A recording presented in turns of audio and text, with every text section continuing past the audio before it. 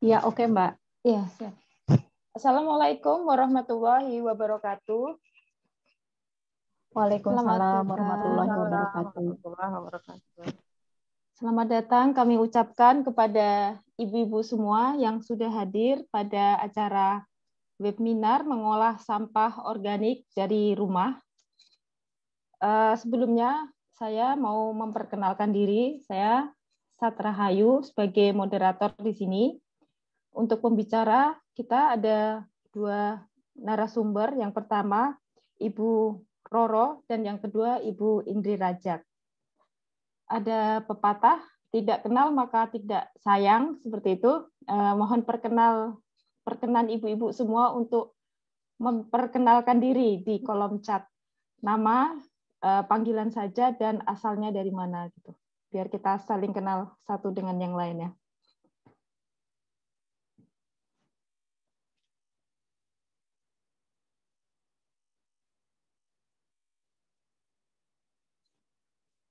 Sambil menunggu ini ya, kolom komentar. Oh, alhamdulillah Ibu Siti Hikmah dari Sukabumi ya. Walaupun kita ini kondisinya berjauh-jauhan, tapi insya Allah dalam satu kesatuan ya, satu ruangan Zoom Meet. Dengan teknologi internet, kita bisa yang jauh bisa mendekatkan satu sama lain. Ibu Ana dari Jakarta, Ibu Roro pembicara dari Cikarang ya. Saya sendiri dari Sembawa, Sumatera Selatan. Kemudian Ibu narasumber Ibu Indri Rajak itu dari Pekanbaru. Ada Ibu Elvi dari Pekanbaru juga, Ibu Juleha dari Pekanbaru, banyak ya ini ya Pekanbaru ya.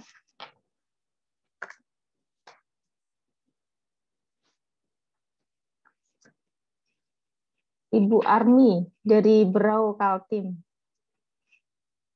Sambil kita melihat ya perkenalan kita dari Ibu Yayu ini dari Bekasi. Sambil kita memperkenalkan diri, saya ingin bercerita tentang pengalaman tentang sampah ini ya. Saya memilah sampah sudah cukup lama, membawa kantong sendiri, memilah sampah sudah cukup lama dari tahun 2004 gitu ya. Sampai sekarang hampir mungkin berapa tahun ya lupa. Kalkulator dulu maaf, dari 2004 ya, sudah sangat lama gitu memilah sampah. Cuma yang mengolah sampah organik untuk menjadi kompos dengan teknologi sederhana saja sih, dimasukkan ke dalam ember pengompos itu baru sekitar 4 bulan ini gitu.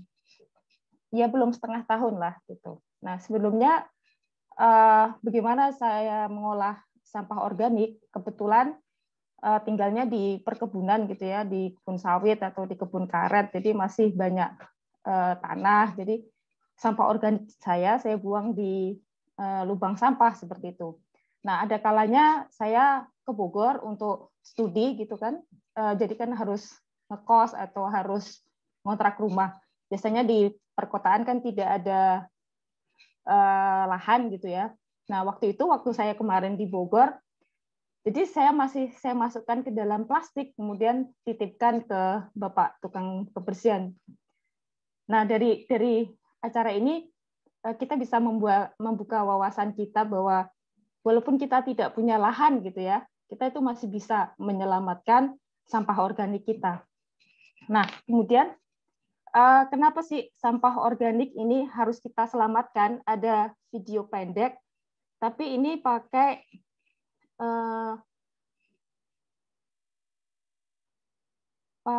lihatnya pakai Zoom. Salah, pakai Instagram. Mohon maaf nih ya, cari dulu.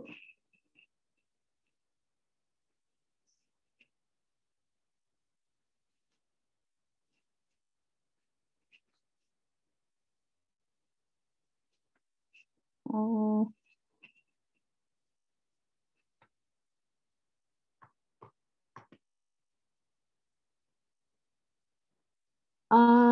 Mohon maaf nih saya belum tahu cara share ini ya. Bentar, copy dulu, Ctrl C.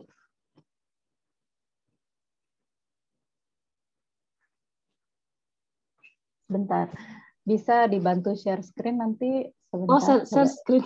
Share Maaf nih ya, screen. moderatornya masih belajar. Ya, sebentar ya. Coba saya share screen. Kita silakan, ini ada Instagramnya dari Sri Foundation.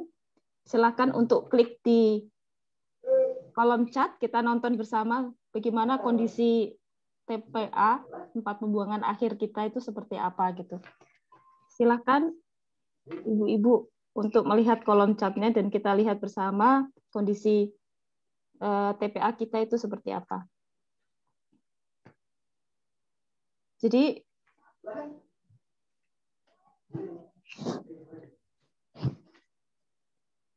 ini bisa masuk nggak ya share screen-nya? Share screen. Nah, ya, kelihatan ya? Kelihatan ya itu TPA. Ini sudah share screen ya, Ibu ya. Kelihatan nggak? Sudah kelihatan, Bu? Oh, nggak kelihatan ya?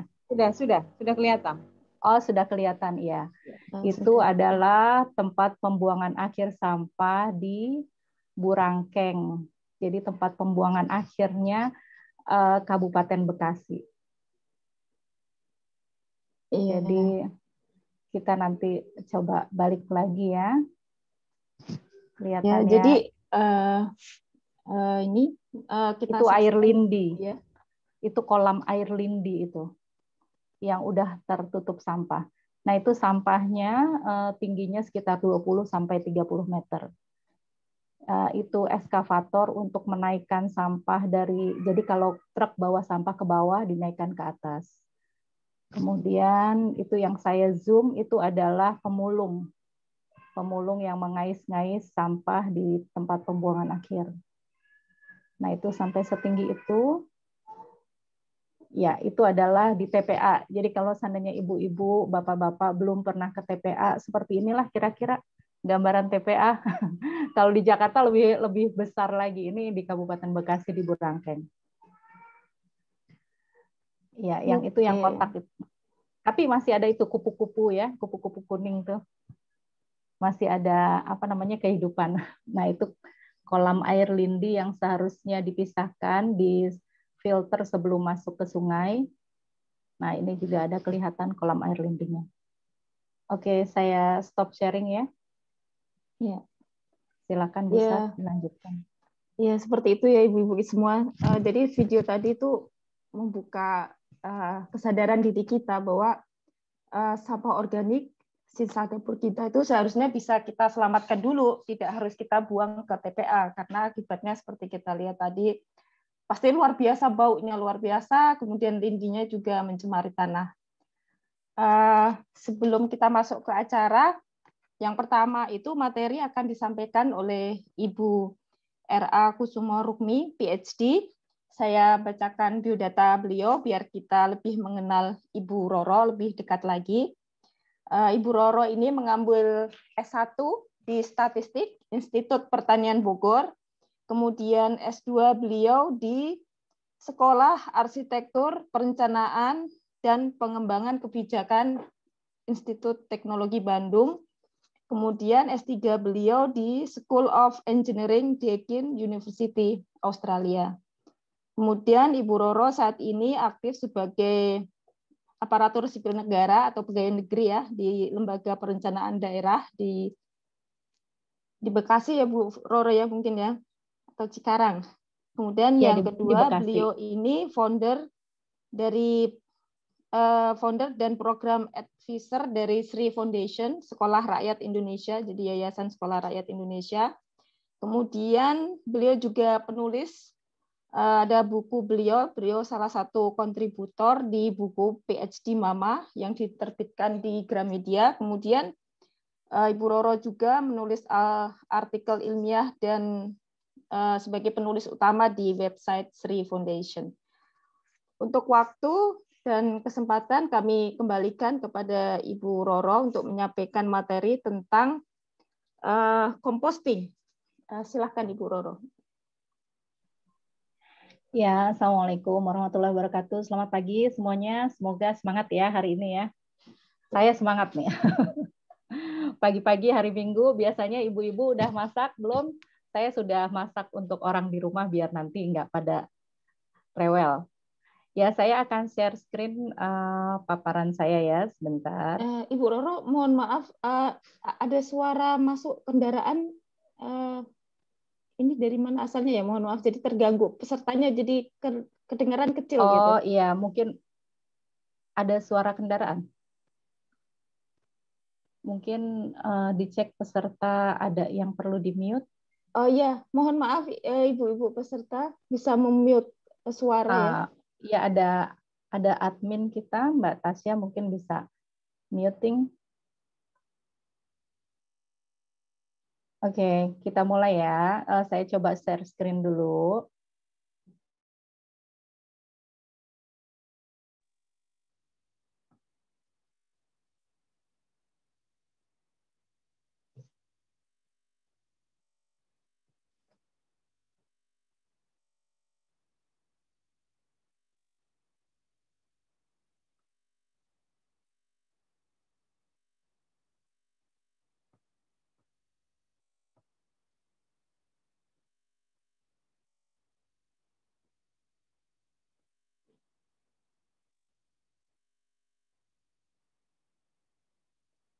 Mohon maaf Bu Roro, suaranya tadi saya nggak sengaja termute ya. Mohon maaf untuk di unmute lagi untuk Ibu Roro. Oke.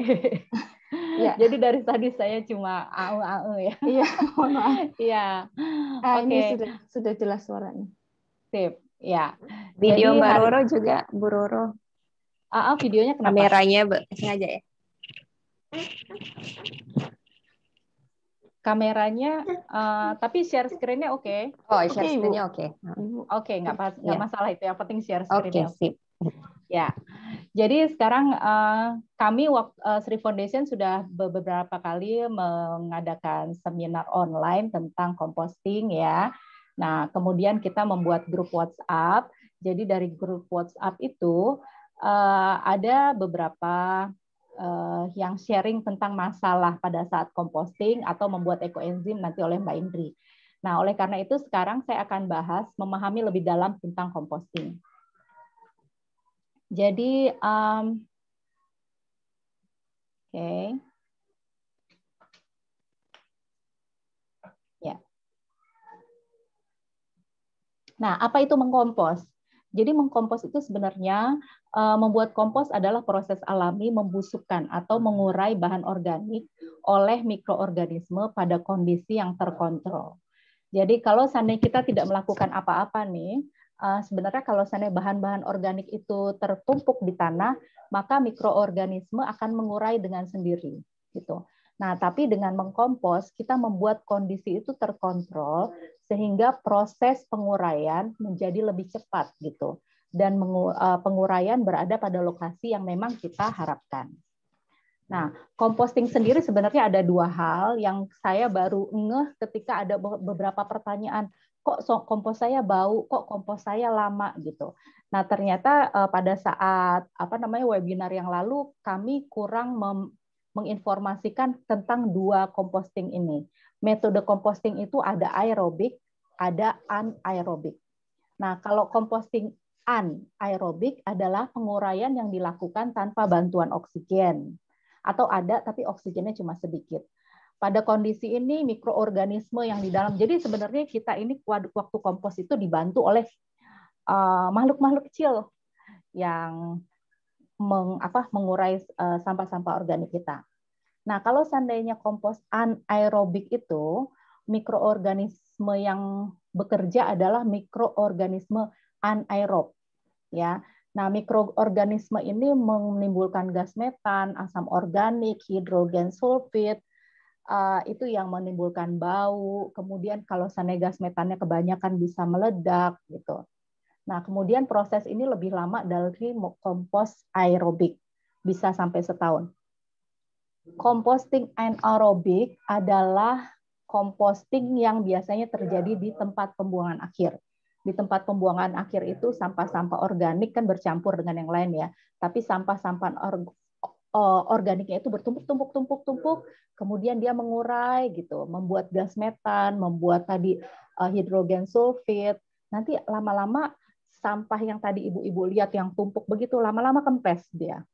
Kempes, turun, kemudian jadi kompos.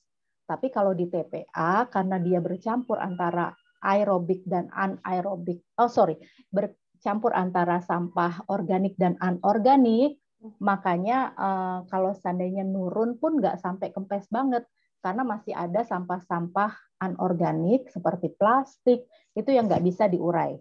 Ya. Nah, kemudian kompos aerobik adalah penguraian yang dilakukan dengan bantuan oksigen. Karena dengan bantuan oksigen, makanya kompos yang bertumpuk itu harus sering diaduk-aduk. Gitu. Nah, prosesnya sekitar 3 bulan dari mulai bak kompos terpenuh sampai dengan jadi itu sekitar 3 bulan.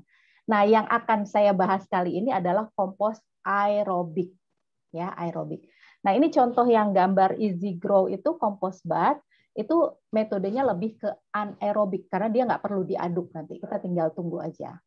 Oke, jadi yang kita gunakan saat ini adalah metode aerobik yang butuh oksigen. Komposnya butuh oksigen ya. Nah, kemudian memilih jenis bak komposter. Sebelum mengkompos, kita perlu menentukan dulu. Kita mau pakai yang metode mana nih, ibu-ibu dan bapak-bapak yang ada atau adik-adik. Sekarang saya tanya dulu. Adakah lahan yang cukup di halaman rumah untuk mengkompos? Cukup itu ya misalnya sekitar, kalau seandainya punya rumah ukurannya, punya tanah 300 meter, yang 100 meter untuk rumah, berarti kan ada 200 meter ya, lahan terbuka gitu. Kalau seandainya ada sekitar segitu, berarti bisa buat kompos di halaman. Ya, jadi adakah lahan yang cukup di rumah? Iya. Nah, kalau seandainya lahannya cukup, berarti buat aja kompos di halaman. Contohnya kayak gimana? Contohnya di gambar yang paling atas itu. Gitu. Nah, kalau seandainya adakah lahan yang cukup untuk buat kompos di halaman rumah? Nggak ada, Bu. Rumah saya di BTN, luas tanahnya 60 meter persegi.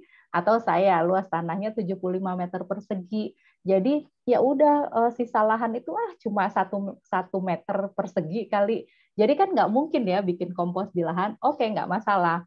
Kalau seandainya tidak punya, sekarang saya tanya lagi, apakah ibu-ibu ingin memanen pupuk cair dari air lindi yang ditimbulkan oleh kompos ini? Ingin nggak ya?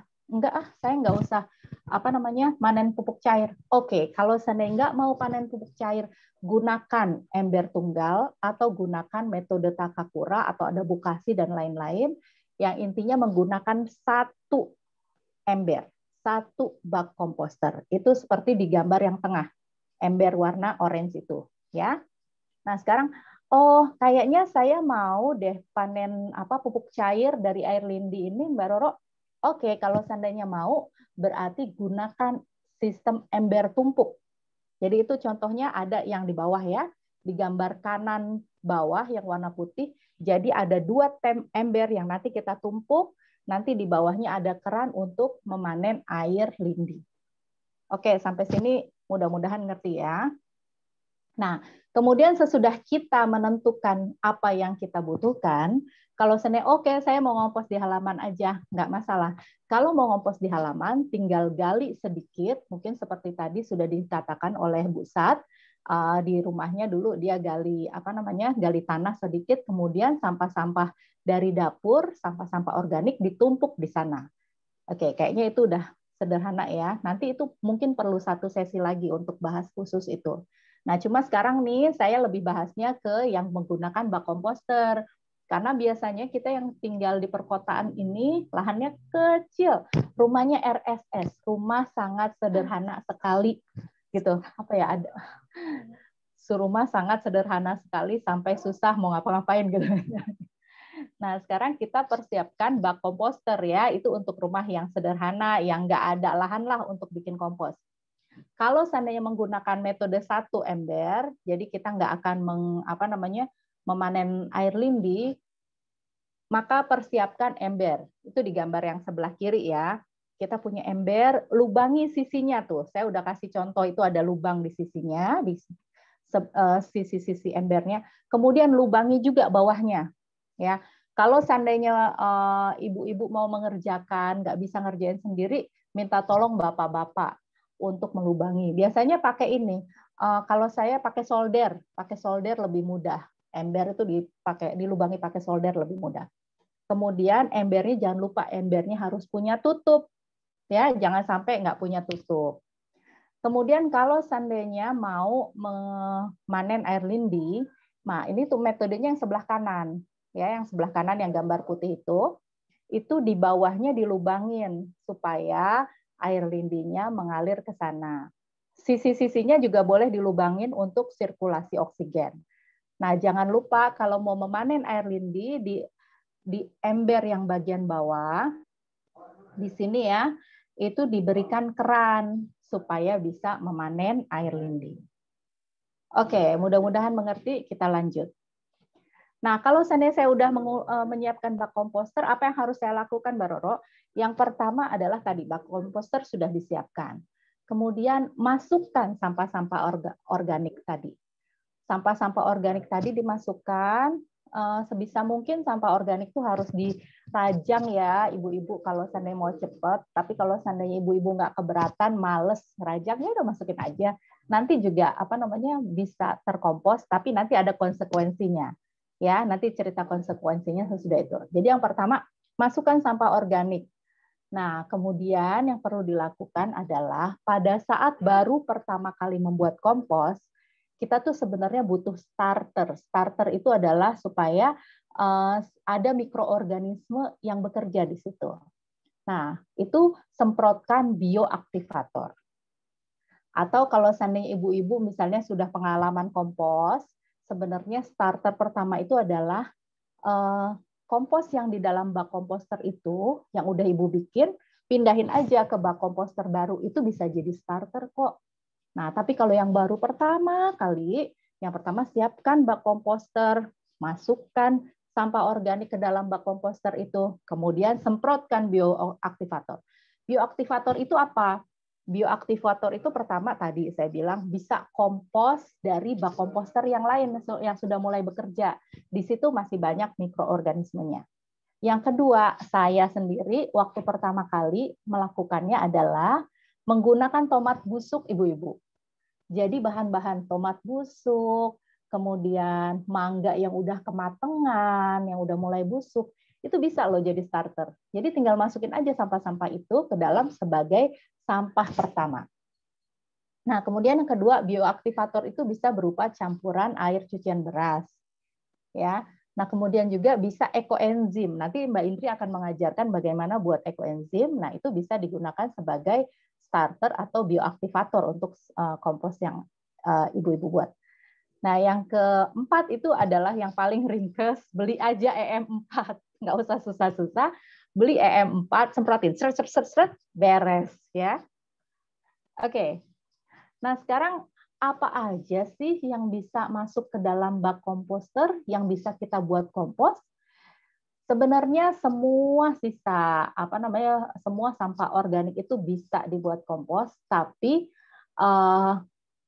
tergantung lamanya bagaimana dan ada konsekuensinya. Nah, pertama yang hijau ini adalah yang mudah dibuat kompos. Misalnya sisa sayuran mentah. Ibu-ibu kalau seandainya mau masak tumis kangkung kan akarnya nggak akan diambil kan, masukin jadi kompos. Kalau makan mangga, kulitnya dimakan nggak?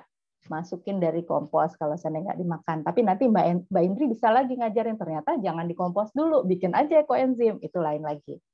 Nah, terus kulit telur itu bisa dikompos. Daun, potongan rumput, kalau banyak rumput di rumah, jangan dibakar, dijadiin kompos aja. Kotoran kambing, hewan herbivora ya. Jadi herbivora adalah hewan yang hanya memakan tumbuhan. Jadi kalau seandainya ada kotoran ayam, kotoran kambing, kotoran sapi, itu boleh dicampur di bak komposter. Dia kalau seandainya enggak, ya bisa langsung dipakai untuk pupuk kandang juga bisa. tapi jangan memasukkan kotoran hewan karnivora. Seperti misalnya ada kotoran anjing, kotoran kucing, itu jangan dimasukin ke bak komposter. Nanti dia menimbulkan bau dan merusak kompos ibu-ibu. Debu hasil menyapu, ampas kopi, ampas teh, tapi tanpa kantung tehnya ya. Kenapa kantung tehnya nggak boleh, Mbak Roro? Kantung teh itu mengandung lapisan plastik. Jadi kalau seandainya kita masukkan ke dalam bak komposter, boleh aja sih, nanti kertasnya akan terurai, tapi nanti di dalam kompos itu masih ada plastiknya gitu dari kantong teh tadi. Nah, itu nanti di belakang, makanya saya akan ajarin bahwa sebelum panen kompos kita harus menyaring komposnya dulu. Ya, kadang-kadang nggak sengaja ya ke bawah gitu, atau apa namanya? Atau ya udahlah masukin aja nanti tinggal disaring, ya terserah aja sih. Tapi kalau saran saya ampas teh aja yang masuk, jangan kantong tehnya. Nah, kemudian ada beberapa bahan-bahan organik yang butuh waktu lama. Misalnya biji mangga, biji alpukat, itu lama deh di komposnya. Saya udah 2 kali panen kompos, selalu ada biji mangga yang kayak habis kita makan gitu, agak karet, tinggal sisa sedikit. Nah, itu yang lain sudah jadi kompos, biji mangganya belum jadi kompos. Jadi dia kayak apa, selongsong mangga. Dalamnya itu udah terkompos, tapi luarnya itu belum. Nah, itu biasanya kalau seandainya saya panen, nanti pada saat saya buat kompos baru, saya masukin lagi ke bak komposter yang baru lagi. Bonggol jagung itu lama. Tisu juga lebih lama daripada kangkung misalnya. Nah, tapi tisu yang dimasukkan adalah tisu yang biasa ya, tisu yang biasa buat ngelap, bukan wipes. Ibu-ibu tahu tisu basah ya. Tisu basah itu mengandung plastik, jadi dia akan agak lebih lama lagi untuk di composting. Sebisa mungkin kita nggak usah pakai wipes lah. Nah, kemudian kertas, kardus, itu bisa juga kok masuk ke bak komposter, cuma dia lebih lama. Tekstil ya, tekstil dari bahan alami yang 100% katun itu boleh juga, tapi agak lama. Potongan kuku, rambut, tusuk gigi, itu juga bisa masuk. Nah, kemudian jangan masuk bak komposter. Tadi saya bilang kotoran hewan, ya, kotoran hewan karnivora itu nggak boleh masuk bak komposter. Produk hewani, susu, tulang, mentega, tulang ikan, kulit ikan, itu jangan masuk bak komposter.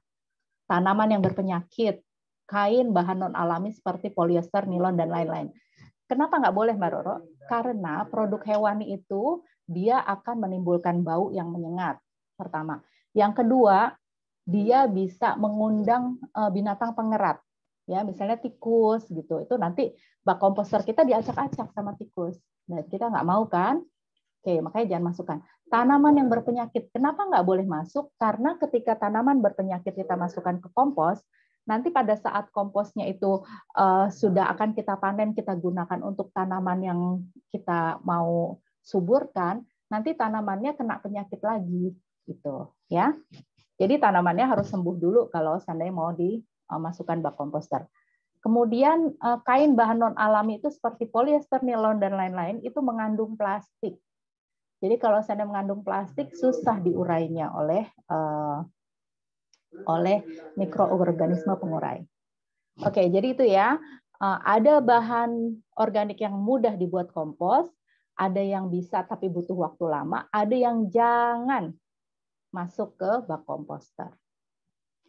Nah, kemudian kalau seandainya kita mengkompos sendiri, bagaimana Mbak Roro supaya berhasil? Jadi, ibu-ibu harus mengerti bahwa kompos itu harus lembab. Kompos itu harus nggak boleh kekeringan banget, nggak boleh terlalu basah. Nah, untuk menimbulkan lingkungan yang lembab itu, maka kita butuh bahan-bahan yang kita sebut bahan coklat dan bahan hijau. Bahan coklat itu sebenarnya lebih mengandung karbon. Bahan hijau itu mengandung nitrogen. Nah, kedua elemen itu adalah yang penting untuk membentuk kompos yang baik. Di sini ditambah kita juga butuh oksigen. Butuh oksigen itu makanya kita harus mengaduk-aduk komposnya. Pertama bahan coklat. Bahan coklat itu ada di sini semuanya, cuma masih bahasa Inggris. Tapi dari gambar ibu-ibu udah pasti tahu lah ya. Ada karton, ada biji-bijian itu, ada daun yang kering. Jadi bisanya ibu-ibu lahannya luas banget ya. Banyak kan pohon-pohon yang daunnya jatuh kemudian jadi hijau. Nah itu namanya bahan coklat. Itu ada kertas koran, ada bungkus telur, ada jerami, ya dan lain-lain. Nah bahan hijau itu apa? Bahan hijau itu adalah bahan sayur dan buah yang masih fresh, ya. Misalkan ada ibu bekas masak tadi ada sisa kangkung, kemudian ada kulit jeruk, kulit mangga, kulit nangka, biji nangka, biji mangga gitu. Walaupun kalau sana biji nangka dimasak aja ya enak kan? Ya, nah itu adalah bahan-bahan hijau. Nah, pada saat kompos, ibu-ibu harus mengerti, walaupun kita niatnya adalah untuk mengurangi sampah dapur supaya nggak ke TPA, tapi kan rata-rata sampah dapur itu kan hijau, ya. Masukin sampah dapur hijau. Nah, tapi kalau seandainya hijau semua, komposnya jadi basah. Kalau seandainya komposnya jadi basah, biasanya dia lebih potensial untuk berbau. Kemudian dia juga biasanya lebih lama nanti karena basah. Jadi mikroorganismenya kurang bisa bekerja. Nah, jadi selain sampah dapur, kita butuh juga tuh tadi yang daun-daun kering. Misalnya kalau misalnya ibu masak masak. Ibu lagi habis motong rumput, kemudian nyapu di halaman ada daun-daun kering, itu dikumpulin aja, masukin ke dalam bak komposter supaya kompos ibu seimbang. Hijau dan coklat harus seimbang. Nah, nanti kalau misalnya udah semuanya ada tuh di sana, jangan lupa kalau udah punya bak komposternya udah ada isinya, diaduk. Ya, mungkin seminggu tuh nggak harus tiap hari, kok. Bisa seminggu 3 kali lah diaduk itu bak komposter. Supaya apa? Supaya yang di bawah naik ke atas, supaya udara oksigen masuk ke dalam bak komposter. Gitu. Nah ini ada juga salah satu tips, tambahkan cacing tanah, ya. Tapi kalau seandainya takut cacing tanah ya nggak usah tambahkan. Insya Allah kompos tetap bekerja tanpa cacing tanah. Lanjut ya. Nah kira-kira begini nih gambarnya nih, ya. Tapi ini kan gambarnya layer-layer. Nanti mah kalau udah jadi kompos, nggak layer-layer begini, Bu. Karena kan nanti jadi kecampur. Karena kan nanti kita aduk-aduk. Ya, tapi kira-kira kayak gitu. Ini di bawah bisa kalau seandainya punya batang-batang pohon, masukin. Kemudian ada daun-daun, ada rumput-rumput yang baru dipotong. Ya, itu masuk semua. Kira-kira begitu ya. Nah, selanjutnya yang perlu diingat adalah sebelum memasukkan sampah organik ke bak komposter, sebaiknya dirajang dulu, ibu-ibu. Karena apa? Kalau seandainya nggak dirajang, misalnya kulit pisang kan panjang ya. Nah, kalau seandainya ibu rajang, dia akan lebih cepat terkompos.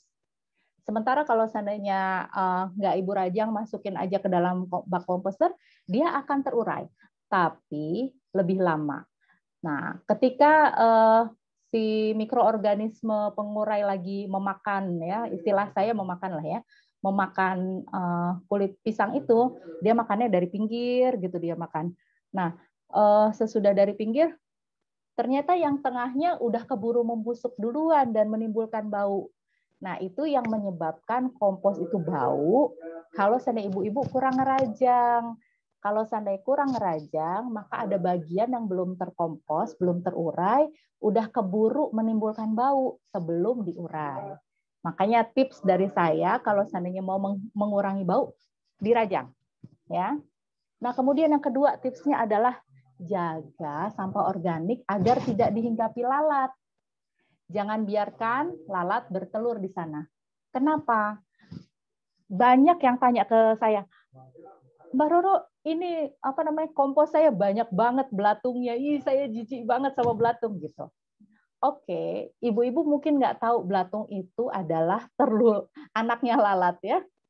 Jadi lalat itu sebelum jadi lalat dia belatung dulu gitu. Nah, sebenarnya yang perlu kita lakukan adalah pada saat misalnya ibu-ibu nih lagi persiapkan masakan. Jadi kalau kita beli kangkung, kok saya kangkung mulu ya, kangkung favoritnya.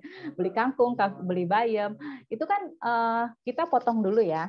Nah, nanti sisa akarnya nggak akan kita masak, kita masukkan ke bak komposter. Nah, kalau kangkungnya seger, bayamnya seger, lalat nggak akan mendekat dan dia tidak sempat untuk bertelur di sana. Tapi kalau seandainya ibu misalnya punya mangga itu ibu biarkanlah 2 hari itu di meja dapur. Kemudian ibu kupas gitu. Nah kalau seandainya mangga dibiarkan dia udah mulai nih berwarna agak kuning, agak hitam gitu ya, udah mulai lalat-lalat. Kemudian kan jadi mendatangi kan, terutama lalat buah. Ini Mbak Sat kenal Drosophila melanogaster, saya paling hafal itu aja tuh. Nah, kalau seandainya lalatnya sudah datang, mereka udah sempat bertelur di sana. Jadi ketika kulit mangganya kita buka, kulitnya kita masukkan ke bak komposter, nanti dia akan menjadi belatung, gitu ya. Telurnya itu akan menjadi belatung. Nah, itu yang dihindari. Kalau bisa jangan sampai lalat itu sempat bertelur di sampah organik kita. Nah, tips yang ketiga adalah jaga kelembapan sampah. Kalau terlalu basah, tambahkan sampah kering. Sampah kering apa aja? Sampah kering itu adalah tadi daun-daun kering, rumput yang kering, ya, karton, kertas itu sampah kering. Nah, kalau sampahnya terlalu kering, misalnya ibu kebanyakan masukin sampah organik dari halaman rumah ke dalam bak komposter. Nanti terlalu kering dan nggak jadi-jadi. Nah, kalau terlalu kering, semprotkan aja air. Semprot ya, jangan disiram. Jangan disiram air, takutnya kebanyakan semprot lah. Atau kira-kira ya kalau seandainya dia butuhnya cuma setengah gayung aja dimasukin, jangan terlalu banyak karena kalau terlalu banyak dia jadi basah. Oke, kemudian kalau seandainya saya sudah mulai composting, apa yang bisa saya harapkan? Nah, ini adalah contoh bak komposter saya pas di awal-awal. Itu saya malas tuh ya, mohon maaf ibu-ibu, saya adalah orang yang malas untuk potong-potong batang mawar. Waktu itu saya banyak beli mawar dan itu nggak saya potong jadi kecil-kecil. Itu agak lama memang, tapi itu hilang semua, Bu. Batang itu hilang semua akhirnya. Jadi terurai semua, cuma memang agak lama. Dan ini si batang ini kebetulan memang nggak menimbulkan bau. Nah, yang kita harapkan adalah dari bak komposter kita, kan tadi saya bilang bahwa bak komposter itu harus tertutup ya. Jadi ibu hanya buka bak komposter kalau mau masukin sampah baru atau mau aduk. Nah, ibu kalau seandainya mau coba, kalau seandainya udah mulai agak banyak komposnya, kalau baknya tutupnya kita buka, kemudian tangan ibu dekatkan ke dalam bak komposter, ke dalam kompos itu, dia akan terasa hangat. Ya, jadi suhu di dalam bak komposter itu harusnya lebih ya sekitar mungkin lebih dari suhu ruangan, mungkin antara 40-50 derajat Celcius. Itu menunjukkan bahwa mikroorganismenya sedang bekerja. Nah, kemudian apalagi yang jadi ciri-ciri bahwa kompos itu udah mulai bekerja dan bagus. Kalau seandainya ibu buka, dia tidak berbau busuk. Oke, bau busuk tuh kayak gimana ya? Bau busuk itu kayak bau sampah yang banyak gitu, yang biasanya kalau seandainya ibu naruh sampah nggak diambil-ambil sama tukang angkut sampah, baunya busuk banget. Nah, mungkin bak komposter ibu berbau kalau seandainya ibu kurang aduk atau terlalu basah. Baunya itu kalau menurut saya kayak bau kalau ibu sakit giginya bolong, bau kan? Nah, kalau seandainya baunya masih kayak gitu, nggak terlalu menyengat, masih oke. Ibu tinggal aduk-aduk aja tadi. Kalau seandainya kurang aduk atau misalnya kalau terlalu basah, tambahin sampah yang coklat gitu. Jadi harusnya kompos itu tidak berbau. Harusnya baunya kayak tanah. Tapi kalau seandainya baunya ada bau sedikit, doesn't matter, nggak masalah ya. Yang pasti kalau seandainya baunya busuk banget dan ibu nggak tahan, nah itu baru sebenarnya komposnya bermasalah gitu ya. Oke. Nah, dalam beberapa minggu, sisa sampah dapur itu harusnya sudah mulai terurai. Jadi kalau seandainya ibu masukin ngerajang kulit mangga atau misalnya akar kangkung atau akar bayam, Hari ini Ibu masukkan, harusnya minggu depan udah nggak kelihatan sama bentuknya. Harusnya udah nggak kelihatan kalau seandainya akar-akar itu. Kalau seandainya tadi ini kulit jeruk itu saya baru masukin mungkin beberapa hari waktu saya buka ya. Kemudian ada bunga juga itu masih ada. Tapi nanti lama-lama dia nggak akan kelihatan bentuknya lagi. Kalau seandainya udah seperti itu, oke, we are on the correct path. Ya, berarti oke, kompos kita udah bener nih, insya Allah akan berhasil. Nah, kalau seandainya udah kayak gitu, terus aja begitu ya, terus aja masukin sampah organik, aduk-aduk. Kalau seandainya terlalu basah, masukin sampah coklat. Kalau terlalu kering, tambahkan sampah hijau. Gitu aja aduk-aduk-aduk sampai kemudian bak komposternya penuh. Kalau bak komposternya penuh, udah tutup, Ibu aduk-aduk paling seminggu sekali. Seminggu, kemudian 2 minggu sekali. Begitu terus sampai 3 bulan. Nah, kalau sampai 3 bulan, hasilnya akan seperti ini di kanan. Ini adalah kompos saya yang saya panen. Nah, tapi sebelum dipanen, sebelum digunakan, baiknya kompos itu disaring dulu ibu-ibu.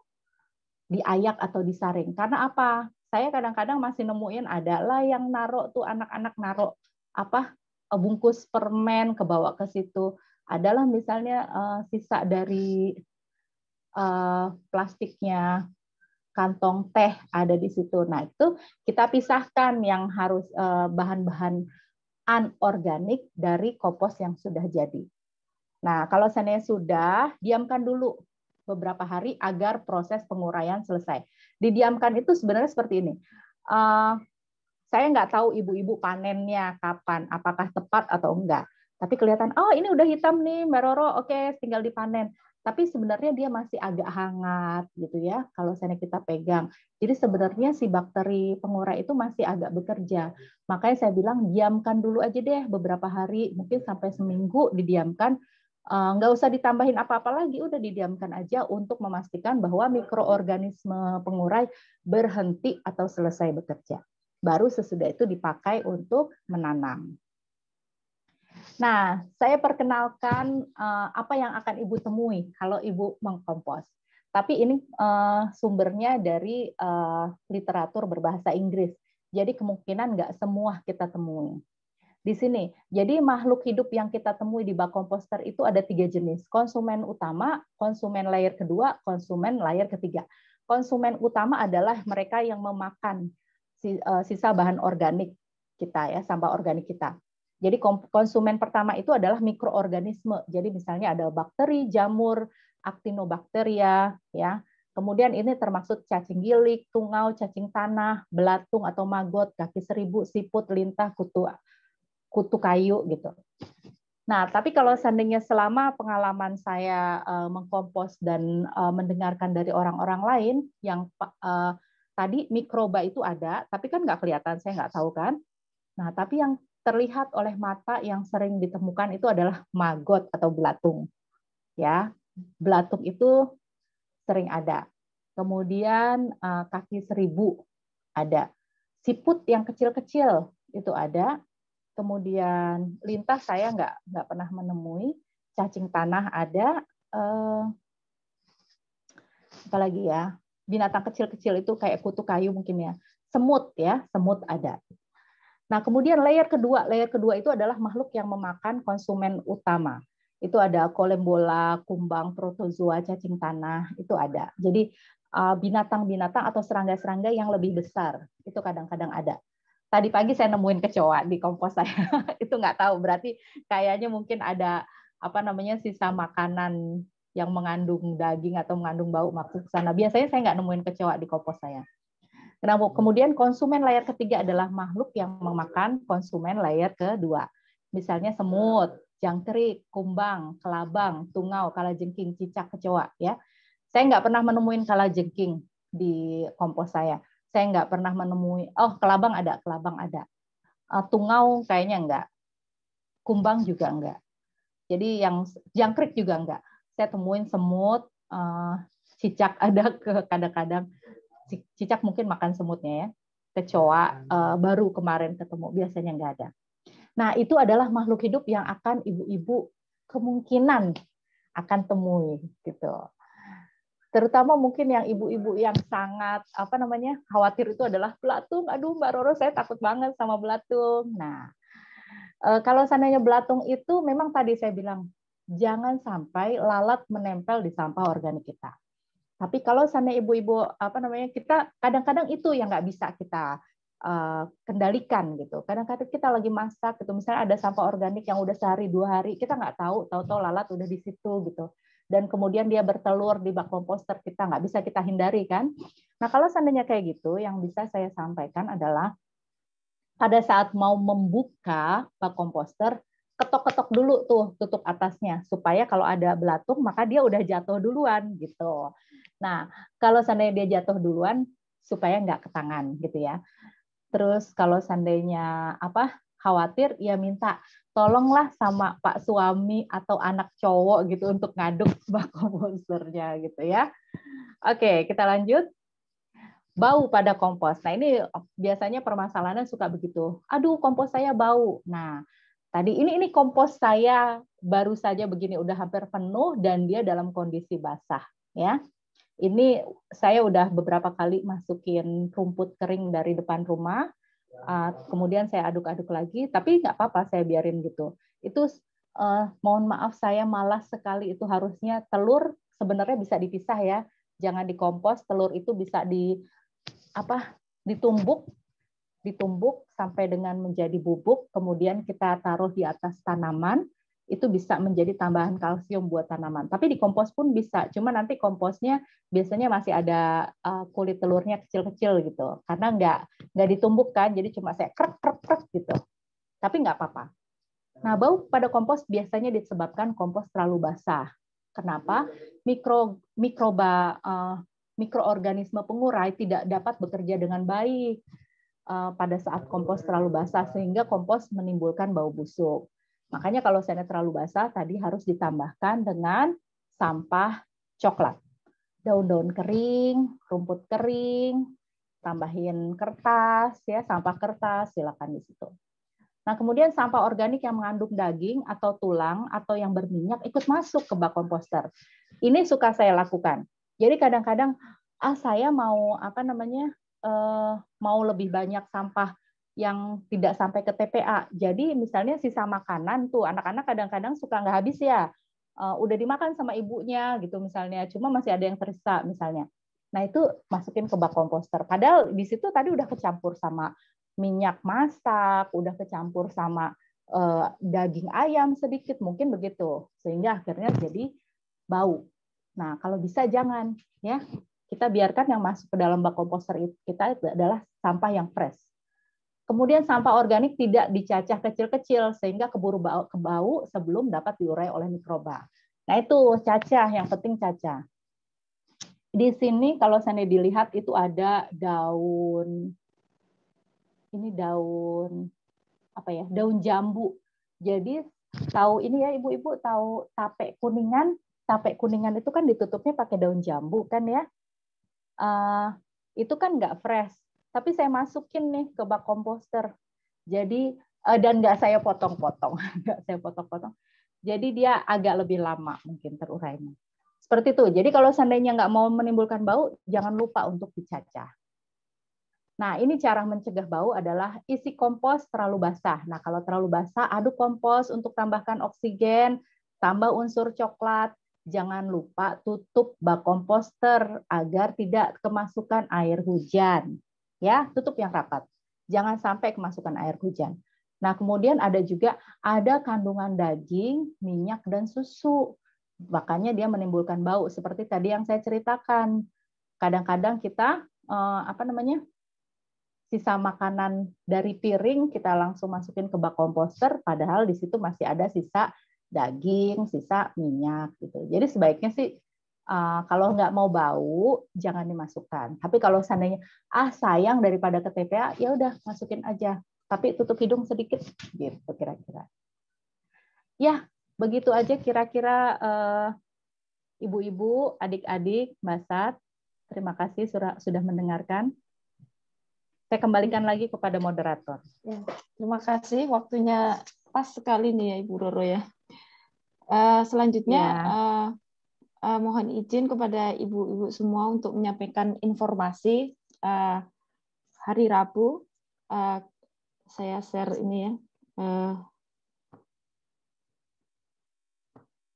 Mohon izin mau memberikan info bahwa hari Rabu ada acara webinar juga yang diisi oleh Ibu Roro 7 Juli 2021 jam 10 sampai jam 12 siang. Zoom meeting-nya ada di sini, tapi nanti akan kami share lagi di grup WA Sri Foundation biar link Zoom-nya bisa langsung diklik di sana. Bu Roro hari Rabu nanti akan menjelaskan tentang ekonomi sirkular. Apa sih ekonomi sirkular tersebut gitu. Mohon berkenan ibu-ibu semua untuk hadir di acara ini. Saya tutup dulu share-nya. Selanjutnya kami persilahkan kepada Ibu Indri Rajak untuk menyampaikan materi ekoenzim. Sebelumnya kita kenalan dengan Ibu Indri Rajak biar kita lebih kenal lagi dengan beliau ya. Saya bacakan biodata beliau. Nama Ibu Indri Rajak, S1 beliau dari School of IT dari Royal Melbourne Institute of Technology Australia. Kemudian aktivitas dari Ibu Indri Rajak ini, beliau mempraktekkan hidup minim sampah di Pekanbaru, Provinsi Riau, dengan cara memilah sampah, kemudian disalurkan ke bank sampah, membuat kompos dan ekoenzim. Kemudian Ibu Roro ini ikut sebagai problem solver ya untuk permasalahan sampah yang ada di Indonesia dengan bergabung di Yayasan Sri Foundation. Untuk waktu dan kesempatan kami persilahkan kepada Ibu Roro untuk menyampaikan materi tentang ekoenzim. Silahkan Bu. Bu Indri. Terima kasih Mbak Sat. Terima kasih atas introduction-nya yang cukup lengkap. Pekerjaan saya sebenarnya full time ibu rumah tangga. Cuman jadi punya hobi baru sejak beberapa tahun yang lalu, yaitu memilah sampah dari rumah. Assalamualaikum semua. Selamat pagi menjelang siang untuk teman-teman di sini semua. Terima kasih sudah menyempatkan waktunya untuk bergabung. Dan dari melihat nama-nama di sini ada juga beberapa nama yang familiar. Terima kasih sudah bergabung. Ada juga teman-teman yang dari Pekanbaru sudah bergabung dan teman-teman dari daerah-daerah lain juga ya. Dan terima kasih ya. Semoga sesi ini bisa bermanfaat buat semua. Tadi Ibu Roro sudah memaparkan tentang bagaimana caranya membuat kompos dan berbagai tips dan troubleshooting-nya ya jika kita menghadapi masalah dengan kompos. Nah, saya insya Allah akan membahas tentang bagaimana membuat ekoenzim. Jadi ibu-ibu, bapak-bapak, adik-adik semua, sebelum kita memasukkan sisa konsumsi organik kita ke dalam kompos, yang sudah tadi dibahas oleh Bu Roro, ada baiknya juga kita memanfaatkan sisa organik tersebut untuk membuat yang kita sebut dengan ekoenzim ya. Ibu-ibu, bapak-bapak, ekoenzim itu apa sih? Gitu ya. Jadi ekoenzim itu adalah cairan hasil fermentasi kulit-kulit buah dan sayur yang masih fresh ya, yang belum busuk, yang belum dimasak, yang belum kena garam dan yang belum kena minyak. Fermentasi dengan gula. Jadi cairan yang dihasilkan itu bisa digunakan untuk banyak hal. Jadi saya ada contohnya di sini. Nanti saya ada juga sih share screen, cuman nggak terlalu banyak. Saya mau ngasih tahu dulu salah satu contoh yang saya buat di rumah. Oke, ini dia. Ini saya buat, kelihatan ya. Jadi saya memanfaatkan botol soda. Kami di rumah nggak pernah minum soda, jadi ini sebenarnya saya dapatkan dari bulan Ramadan lalu, karena kita menghabiskan Ramadan kita dan Lebaran di rumah ibu mertua, dan di sana keluarga ada yang membawa botol soda ini. Jadi saya lihat, oh botol sodanya bagus, dan saya tahu kalau botol soda itu didesain sedemikian rupa sehingga dia itu kedap udara ya, dan dia itu dari bahan plastik yang lebih tebal daripada bahan plastik dari botol-botol air mineral misalnya gitu ya. Jadi ini adalah contohnya. Ibu-ibu, bapak-bapak bisa menggunakan wadah-wadah yang tersedia di rumah, tidak perlu khusus membeli wadah untuk membuat ekoenzim ya. Jadi manfaatkan apa yang ada di rumah. Jadi konsep dari hidup minim sampah itu adalah menggunakan apa yang ada. Kita tidak perlu membeli khusus untuk menjalankan hidup minim sampah gitu ya. Jadi gunakan apa yang ada di rumah. Jadi ekoenzim ini terdiri dari, kalau saya ini kebetulan kemarin pas Lebaran itu memang banyak yang membeli jeruk, dan rumah ibu mertua itu kan rame ya, banyak anggotanya. Jadi banyak yang beli jeruk, waktu itu saya kumpulin aja. Dan ini memang yang saya buat ini hanya terdiri dari kulit jeruk. Saya kumpulin tuh kulit jeruk yang anak-anak makan, saya kumpulin, saya masukin ke suatu wadah ya. Kemudian setelah agak banyak saya timbang. Nah, saya akan mulai share screen sekarang ya. Share screen. Bentar. Untuk memberitahu semua peserta di sini tentang takarannya gitu ya. Jadi ini share screen saya. Let me just start. Nah, ibu-ibu sebaiknya kalau mau bikin ekoenzim punya timbangan. Timbangan yang seperti yang saya share screen di sini di layar, timbangan kue, timbangan dapur biasa gitu ya, itu bisa. Jadi yang kita perlukan adalah wadah ya, ini wadah untuk menampung ekoenzimnya nanti, kemudian timbangan ya, dan tentunya sisa organik. Jadi dari kulit buah atau kulit jeruk, dan kalau saya pribadi di rumah seringnya bikin dari kulit jeruk karena kita banyak memang mengkonsumsi jeruk, anak-anak saya memang suka sekali jeruk gitu ya. Dan saya suka hasil akhirnya gitu, wangi jeruk gitu. Tapi kulit apapun bisa, maksudnya kulit buah dari pepaya, kulit timun bisa juga gitu ya, apapun itu bisa. Cuma nanti saya akan bahas tentang apa aja yang sebaiknya tidak dimasukin ke ekoenzim.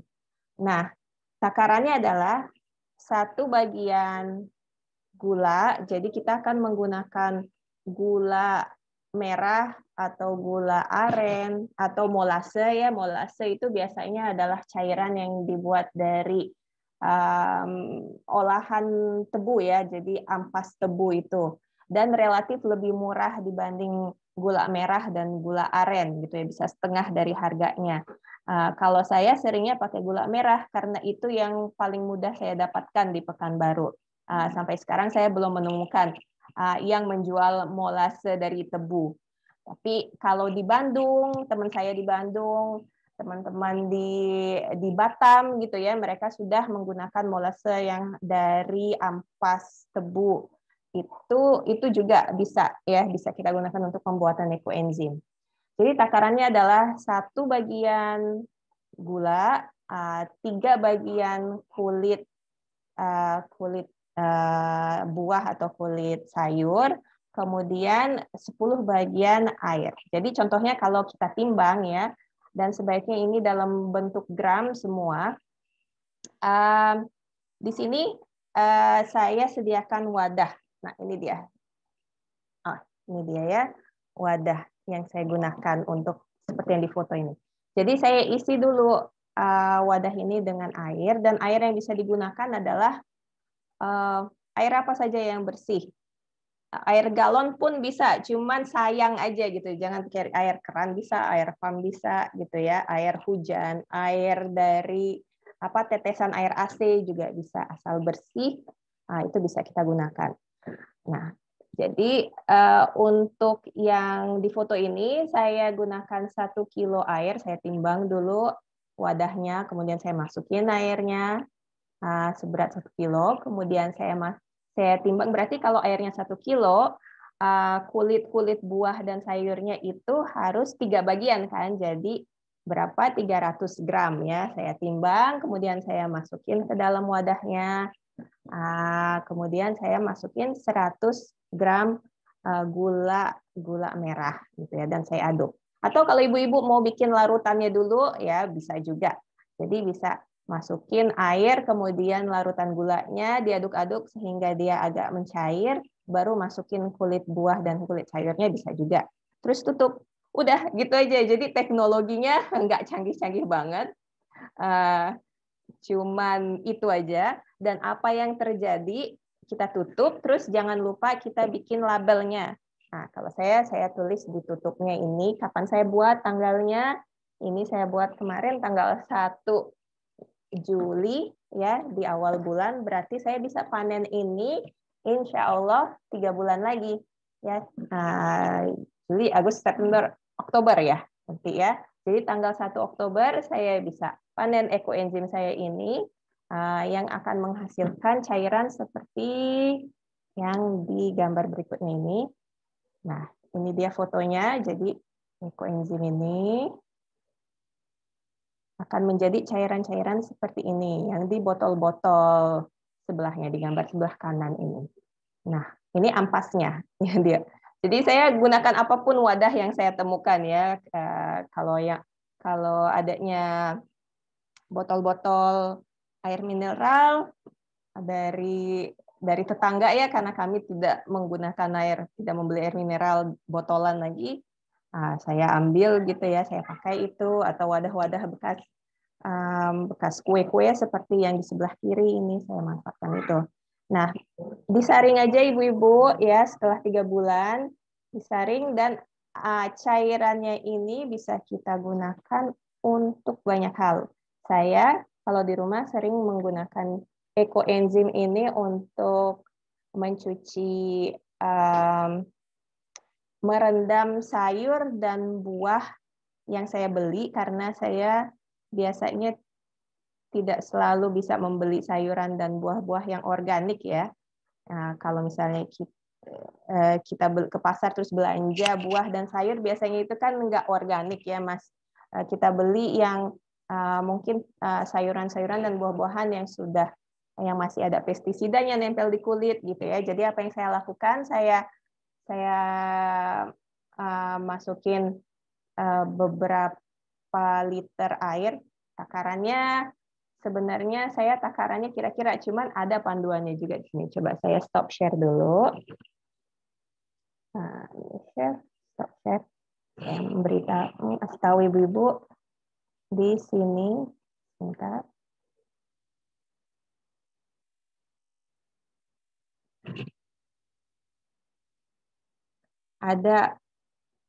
Ada panduan ini yang mungkin bagi peserta yang pernah ikut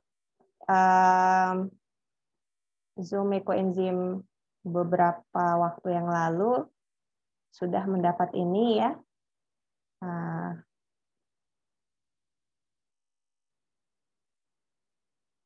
Jadi kita lihat takarannya, penggunaannya. Kalau saya misalnya 1 baskom air saya isi penuh, terus saya masukin sekitar 2 tutup botol ini atau 1 tutup botol ini gitu ya ke dalam larutan air itu, baru saya masukin buah-buah dan sayur-sayur dan saya rendam sekitar 20-30 menit. Baru setelah itu saya bilas lagi dengan air mengalir. dan insya Allah itu udah lebih aman untuk dikonsumsi dengan kulit-kulitnya gitu ya, kalau tidak mau dikupas seperti timun misalnya, tomat gitu ya, tomat apalagi sayur-sayuran atau buah-buahan yang tidak bisa dikupas gitu ya, yang biasa kita makan kulitnya, ya sebaiknya kita rendam dulu dengan ekoenzim karena ini akan membantu melunturkan sebagian besar pestisida herbisida yang masih menempel pada kulit buah dan sayur ya. Jadi ini ibu-ibu nanti saya share juga. Misalnya kalau kita mau menggunakan ekoenzim untuk mencuci piring gitu ya, kita bisa melarutkan, mencampur ekoenzim, kemudian sedikit sabun dan air, dan ini adalah 1:1:5 gitu ya, satu ekoenzim, 1 takaran sabun, dan kemudian air gitu ya untuk mencuci piring. Sama dengan cuci pakaian, kalau saya biasanya dengan saya isi mesin cuci gitu kapasitas full gitu ya, terus saya taruh dua tutup botol, mungkin botol ini ya, atau wadah ini ke dalam air cuciannya, baru saya campur dengan sabun, sedikit sabun, jadi takaran sabunnya pun bisa dikurangi gitu ya, bisa dikurangi karena sudah ada ekoenzimnya. Kemudian saya masukin baru cuci pakaian seperti biasa gitu ya. Untuk mengepel lantai juga saya menggunakan beberapa tutup botol karena kalau lagi banyak ekoenzim agak boros juga ya, karena enak juga wanginya, dan hasil dari lantai setelah dipel dengan ekoenzim kalau menurut saya ya lebih bersih dan tidak meninggalkan bau amis seperti yang biasanya. Kadang-kadang lantai itu setelah dipel itu agak ada sedikit rasa bau amis walaupun kita sudah pakai larutan pel ya. Tapi dengan ekoenzim insya Allah sih pengalaman saya tidak meninggalkan bau amis itu, dan lantai itu terasa bersih banget gitu. Dan banyak sekali nih cara untuk memanfaatkan ekoenzim. Bisa juga ibu-ibu masukin ekoenzim misalnya setengah ke dalam botol spray ini, kelihatan kan ibu-ibu? Terus penuhi dengan air, bisa juga sebagai pewangi. Ini udah habis tadi saya pakai. Kalau di rumah kami ini kita punya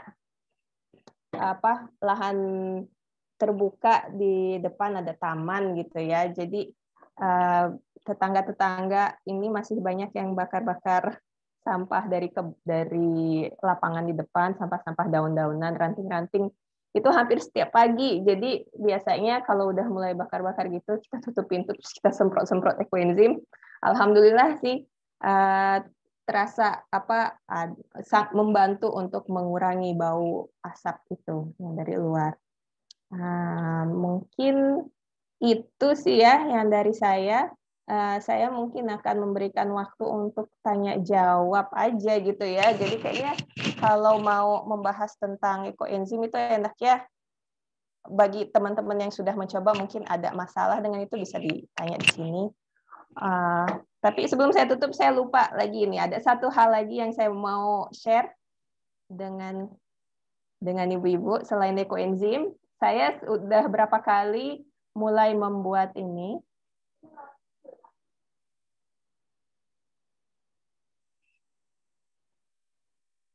Sebentar.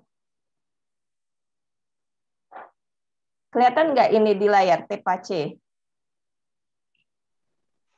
Belum, Bu. Oh, belum ya? Oh, dari tadi, jadi saya nggak. Iya, dari tadi. Tadi kelihatan, yang ini belum. Nah, sebentar.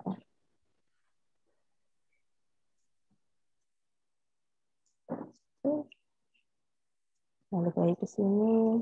Bu Indi, sembari nunggu cari-cari, boleh nggak nanya gini? Silakan. Ya, kalau kulit jeruk itu ditunggu lama, boleh nggak? Misalnya kan kalau sehari itu kan nggak mungkin habis banyak. Oh iya. Jadi kulit jeruknya itu kita tunggu dulu beberapa hari sampai dia jadi banyak, itu masih segar, kan udah nggak segar lagi. Apa masih boleh? Nah, tipsnya kalau mau begitu Ibu, Ibu masukin aja ke suatu wadah, dimasukin ke kulkas. Jadi saya juga gitu. Masukin aja dulu ke wadah tertutup, masukin ke kulkas. Nanti kalau sudah cukup banyak, Ibu bisa buat ekoenzimnya. Atau misalnya Ibu mau buat ekoenzimnya itu di wadah yang agak besar gitu ya. Jadi setiap hari aja Ibu timbang. Ibu timbang 1 bagian gula, 3 bagian kulit, apapun itu, kulit sayur atau kulit buah, dan airnya Ibu timbang, Ibu masukin ke wadah tersebut gitu ya. Terus setiap hari bisa ditambah seperti membuat kompos. Jadi setiap hari kan kalau kompos kita masukin ke kompos ya tanpa perlu ditimbang, tapi ini kalau bedanya dengan ekoenzim, kita harus timbang supaya takarannya Suaranya betul. hilang. Supaya hilang ya. Sekarang? Enggak, Bu, aman. Di saya tadi suaranya hilang. Oh iya. Aman. Sejak yang seperti membuat kompos gitu, Mbak Indri, coba diulangi. Oh, seperti membuat kompos. Jadi kalau kita mau harian dia nggak nunggu sampai kulit jeruknya itu banyak, kita bisa aja kita takar aja, bikin aja seadanya gitu, terus masukin ke suatu wadah yang agak besar. Tapi nanti setiap hari kita tambah terus gitu, kita tambah terus sampai akhirnya penuh. Baru kita tutup dan baru kita hitung 3 bulannya dari saat itu wadahnya sudah penuh gitu. Iya, Pak. Iya, terima kasih. Tapi kalau memang mau belum ada waktu hari itu untuk menimbang dan untuk itu silahkan Ibu atau masukin aja ke kulkas gitu. Ya. Bisa kok. Makasih Bu Indri. Sama-sama. Nah, tadi tepache ini ke-share nggak ya? Ya, share. Oke, jadi hobi baru kita, minuman. Selama ini kita kalau beli nanas itu biasanya udah yang dikupas gitu ya, karena males ngupas nanas. Tapi setelah tahu ada resep ini gitu ya, saya bilang ke suami, kita kan udah hidup minim sampah nih ya. Kita tahu kalau kita beli nanas yang udah dikupas itu pertama sudah dibungkus plastik. Terus kedua itu sampah kulit nanasnya itu pasti akan dibuang begitu saja ke TPA oleh penjual buahnya gitu ya. Jadi yaudahlah kita beli aja nanas yang masih utuh gitu ya. Jadi kita sekarang beli nanas yang masih utuh, kita kupas. Dan biasanya dulu sebelum tahu ada resep minuman ini, kita kalau kupas nanas tuh hati-hati supaya nggak banyak dagingnya yang ini. Tapi ini sekarang kita kupas aja gitu ya, nggak usah ngabisin banyak waktu. Intinya kita tahu bahwa kulit nanas ini masih bisa kita manfaatkan gitu ya. Jadi kita kupas, terus kita potong, enggak begitu penting sih mau potongannya besar atau kecil, asal muat ke dalam jar ya, dalam wadah minuman gitu ya. Jadi kita potong-potong, kita masukin, kita campur kita isi penuh dengan air, kemudian kita tambahkan gula merah. Kalau resep aslinya itu pakai gula tebu asli ya, bukan gula pasir yang sudah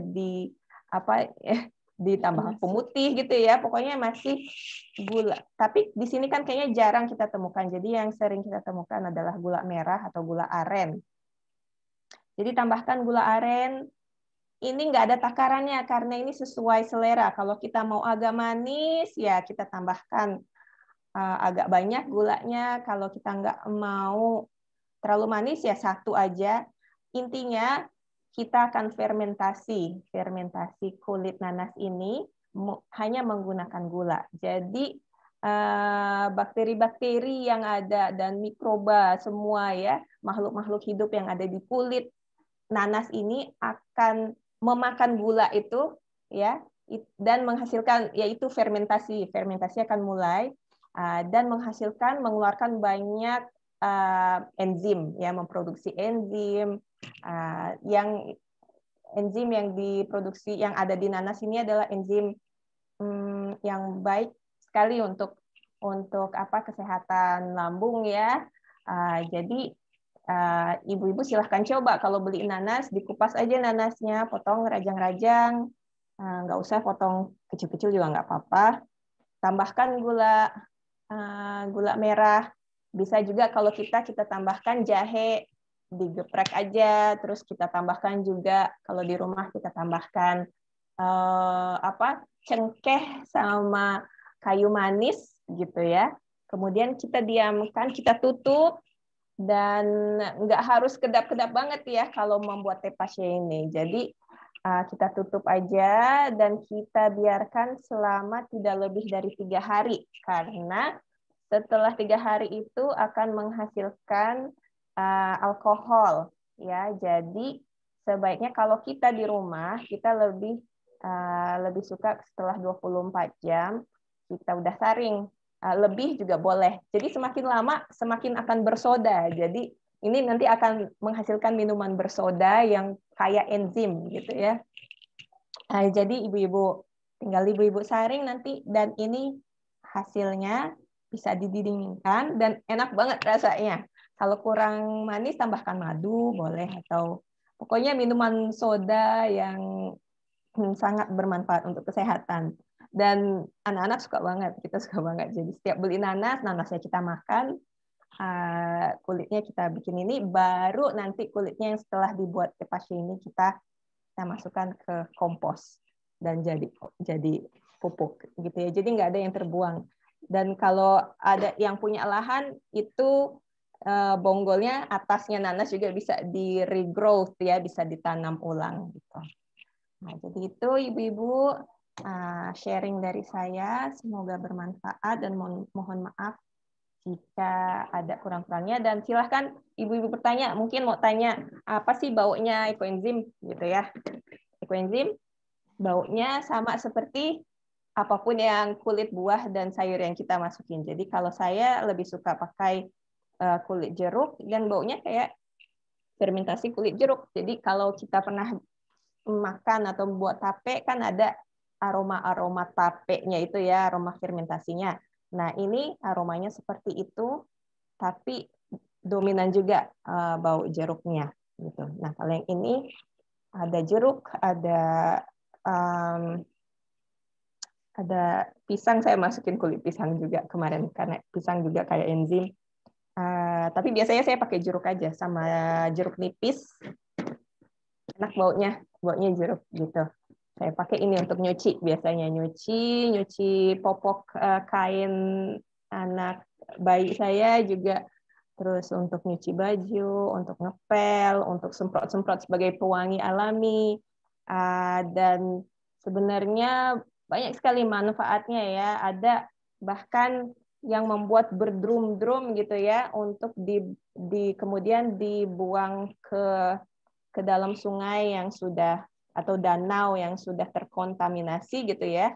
Dan hasil dari lab setelah dimasukin ekoenzim dan dibiarkan beberapa hari, airnya itu sudah mulai bersih lagi gitu, jauh lebih jernih, jauh lebih bagus dibanding saat sebelum dimasukin ekoenzim ke dalam danau tersebut gitu ya. Jadi ya begitu ibu-ibu dan bapak-bapak, terima kasih atas waktunya dan perhatiannya, dan mohon maaf jika ada kurang-kurangnya. Silahkan bertanya kalau mau. Oke, terima kasih Ibu Indri atas waktunya. Mungkin biar lebih kenal kita, pertanyaannya ini ya, silahkan tunjuk raise hand gitu, kemudian langsung bertanya langsung saja biar kita kenal. Kadang pada mau mematikan video kan gitu, jadi nggak kenal ini siapa. Jadi mohon raise hand ya. Yang pertama dari saya moderatornya ini kurang tahu nih yang raise hand. Yang raise hand-nya siapa Bu? Ini Rahayu. Oh, Bu Rahayu. Silakan Mbak Yayu, Bu Rahayu.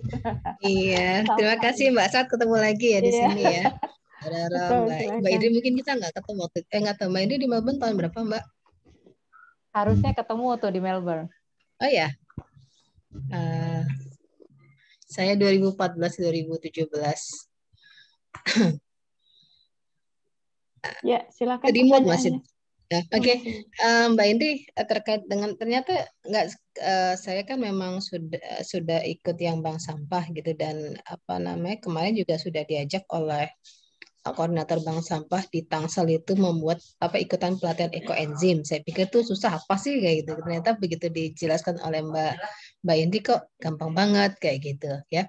Cuma masalahnya kita ini kalau tinggal di Jakarta kan sulit tuh mendapatkan gula merah yang asli ya, karena kadang yang ada di pasaran itu sebenarnya bukan gula merah tapi gula pasir yang dibentuk seperti entah diapakan gitu ya, karena rasanya beda.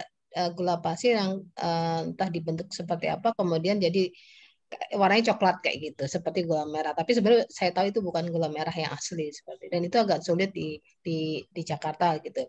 Dan tadi kan Mbak Indi sempat bilang menyebutkan molase gitu ya, air apa itu bisa itu sama dengan air tebu gitu, karena kalau air tebu banyak di Jakarta yang jual gitu, satu gelasnya berapa sih, 5.000 apa 6.000 lah, sekitar mungkin sekitar 600 sampai kan ya satu gelas lah, satu gelas kayak gitu, itu bisa dipakai kah atau gimana gitu. Terus untuk yang gula, memang jika ada di rumah gula merah biasanya dapat kiriman dari kampung ya, itu gula merahnya perlu diiris-iris dulu supaya lebih mudah larut atau biarkan aja utuh terus baru kita larutkan seperti itu. Itu pertanyaan pertama. Pertanyaan kedua ya. Kedua masalah yang itu apa namanya kulit buahnya gitu. Khusus satu tempat satu kulit buah, satu macam kulit buah, atau kita boleh campur-campur gitu. Kayak kalau es kan es krim namanya tutti frutti ya. Jadi semua buah dicampur jadi satu. Dan kalau memang mau sayuran, itu yang diambil daunnya saja kah atau sampai batangnya? Dan apakah boleh campur antara sayuran dan buah seperti itu? Sebenarnya banyak pertanyaan, nanti kasih biar teman-teman yang lain. Terima kasih. Iya, terima kasih Bu Sri atas pertanyaan-pertanyaannya. Dan ya, saya menjawab yang terakhir dulu karena itu yang paling fresh yang saya ingat. Untuk apakah kulit-kulitnya bisa dicampur, berbagai jenis sayuran, kulit sayuran dan kulit buah? Ya, jawabannya bisa.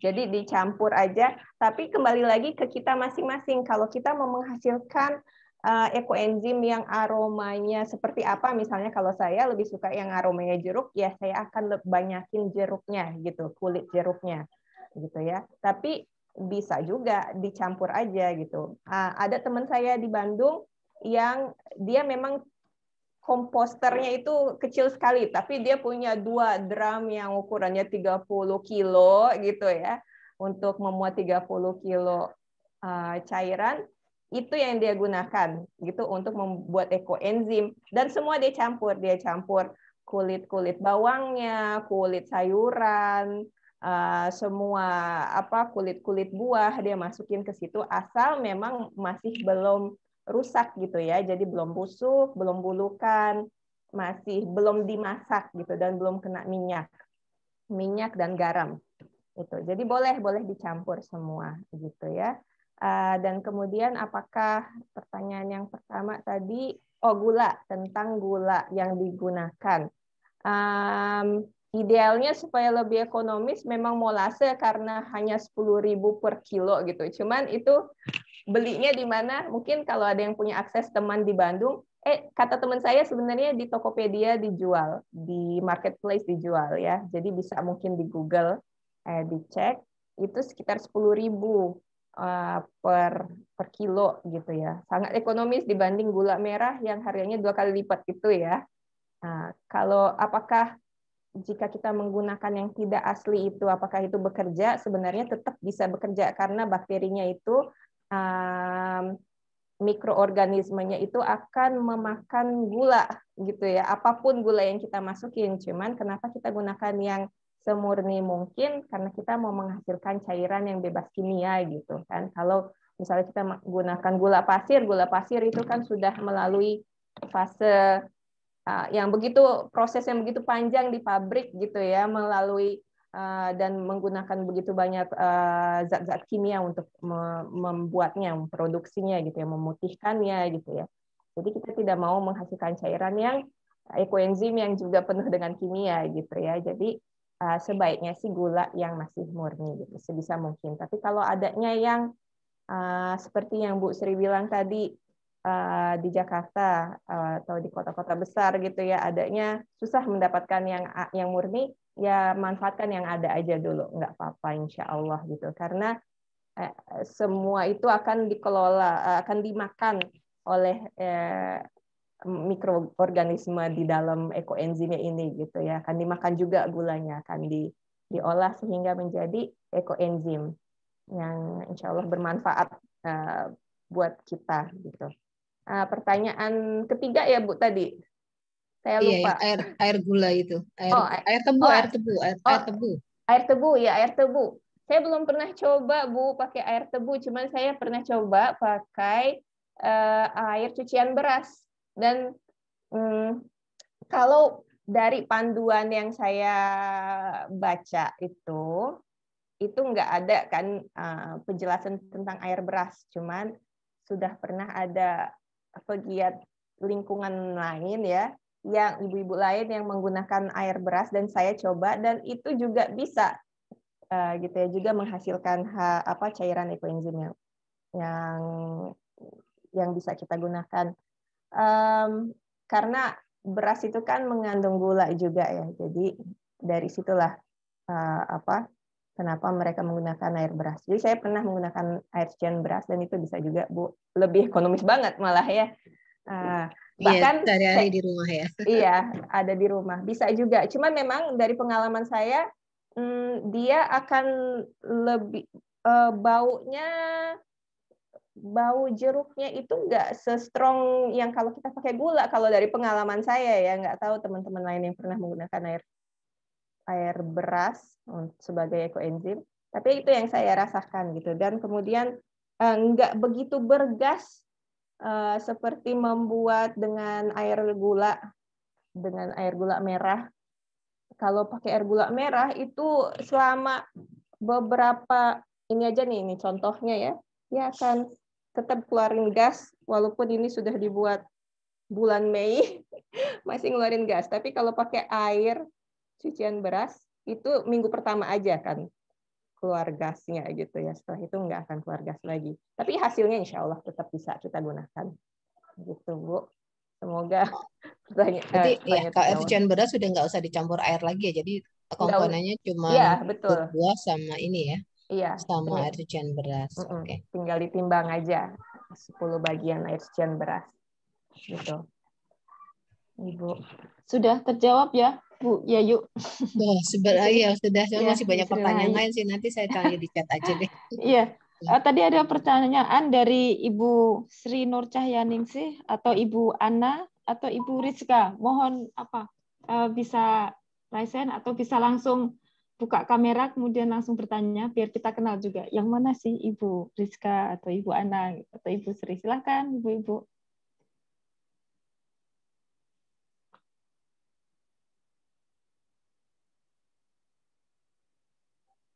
Tidak ada ini ya respon.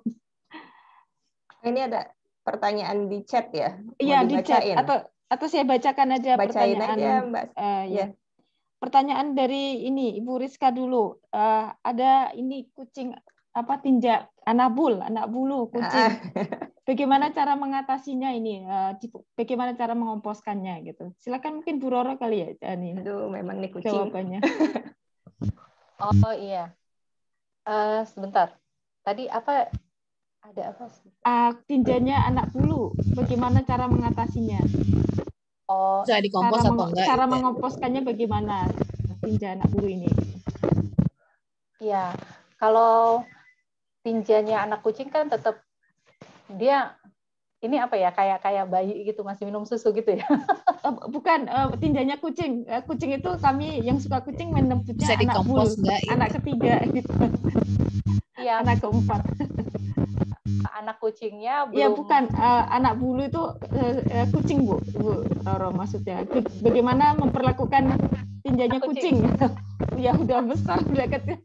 Jadi pecinta kucing menganggap kucing itu anak. Jadi makanya bilangnya anak bulu. Jadi kalau tadi saya pikir kitten, anak kucing gitu. Bukan, kucingnya yang baik kecil mau besar semuanya gitu. Jadi memang kalau seandainya untuk tinja dari binatang karnivora itu jangan dimasukkan ke dalam kompos karena dia nanti akan merusak komposnya sendiri gitu. Jadi ya kalau seandainya bisa ditanam aja di tanah ya. Jadi dipisahkan dari kompos. Karena kompos itu nanti kita gunakan untuk untuk bukan menyuburkan tanaman sebenarnya. Kompos itu kita gunakan untuk media tanam atau untuk menambahkan tanah ditanam. Tadi saya perlu mengklarifikasi bahwa kompos itu bukan pupuk, ya. Kompos itu adalah tanah yang subur. Jadi bisa kita menggunakan kompos saja untuk menanam atau kita campur dengan tanah atau media tanam lain. Tapi kompos itu tetap kalau seandainya kita mau menghasilkan tanaman buah misalnya atau tanaman sayur supaya berbuah, supaya berbunga, kita tetap harus menambahkan dengan pupuk pupuk kandang ya, gitu. Jadi tapi kalau seandainya kotoran hewan karnivora tadi itu akan merusak kompos, jadi sebaiknya jangan masuk ke dalam kompos. Begitu kira-kira. Iya. Pertanyaan selanjutnya dari Ibu Ana Patricia, apakah mau langsung tanya dengan kamera Ibu Ana? Atau saya bacakan saja ya. Pertanyaannya Ibu Ana Patricia itu yang pertama tadi, apakah sambal sisa masak itu boleh dimasukkan ke ember pengompos? Kemudian pertanyaan kedua, fungsi dari bioaktivator itu apakah untuk menciptakan mikroorganisme kita gitu yang ada di dalam pengompos. Dua pertanyaannya itu Ibu Roro, mungkin ke Ibu Roro lagi nih. Oke. Ya, jadi kalau untuk sambal sebenarnya kan sambal itu adalah sampah organik. Tapi dia kalau seandainya nyambel kan biasanya kita udah ngasih minyak ya. Udah kasih minyak atau misalnya tambah terasi. Nah, kalau seandainya minyak berarti dia akan mengganggu kompos sendiri. Nah, kalau seandainya dikasih terasi berarti kan ada aroma udang yang ada, sehingga nanti kalau kita masukkan ke kompos itu resikonya adalah apakah komposnya agak basah atau komposnya nanti mengundang binatang pengerat. Nah, Ibu gimana maunya? Maunya pilihannya apakah mengurangi sampah yang pergi ke TPA? Kalau seandainya Ibu, pokoknya saya maunya sampah organik saya nggak pergi ke TPA, jadi akan saya masukkan ke kompos. Oke, nggak masalah, tapi nanti berarti resikonya adalah sampahnya akan berbau atau sampahnya akan basah gitu. Nah, kalau seandainya basah berarti kan Ibu harus nambahin zat yang coklat gitu. Itu tergantung preferensi Ibu aja. Sambal bisa masuk, tapi nanti akan beresiko. Berani terima resiko bau nggak gitu. Kalau seandainya enggak, berarti ya sebaiknya nggak usah. Sebaiknya sih kalau seandainya saran saya masak sambalnya jangan banyak-banyak, jadi nanti habis gitu. Soalnya kalau di rumah sambal tuh favorit, insya Allah habis terus. Tapi masaknya jangan banyak-banyak. Satu lagi apa tadi pertanyaannya? Ini bioaktivator fungsinya apa gitu? Bioaktivator tadi saya sempat jawab di chat ya. Bioaktivator itu memang mengandung mikroorganisme, Ibu-ibu. Jadi sebenarnya di dalam tanah sendiri sebenarnya kita sudah punya mikroorganisme. Tapi kalau seandainya pada kompos yang baru kan butuh tambahan mikroorganisme. Nah itu pakai bioaktivator.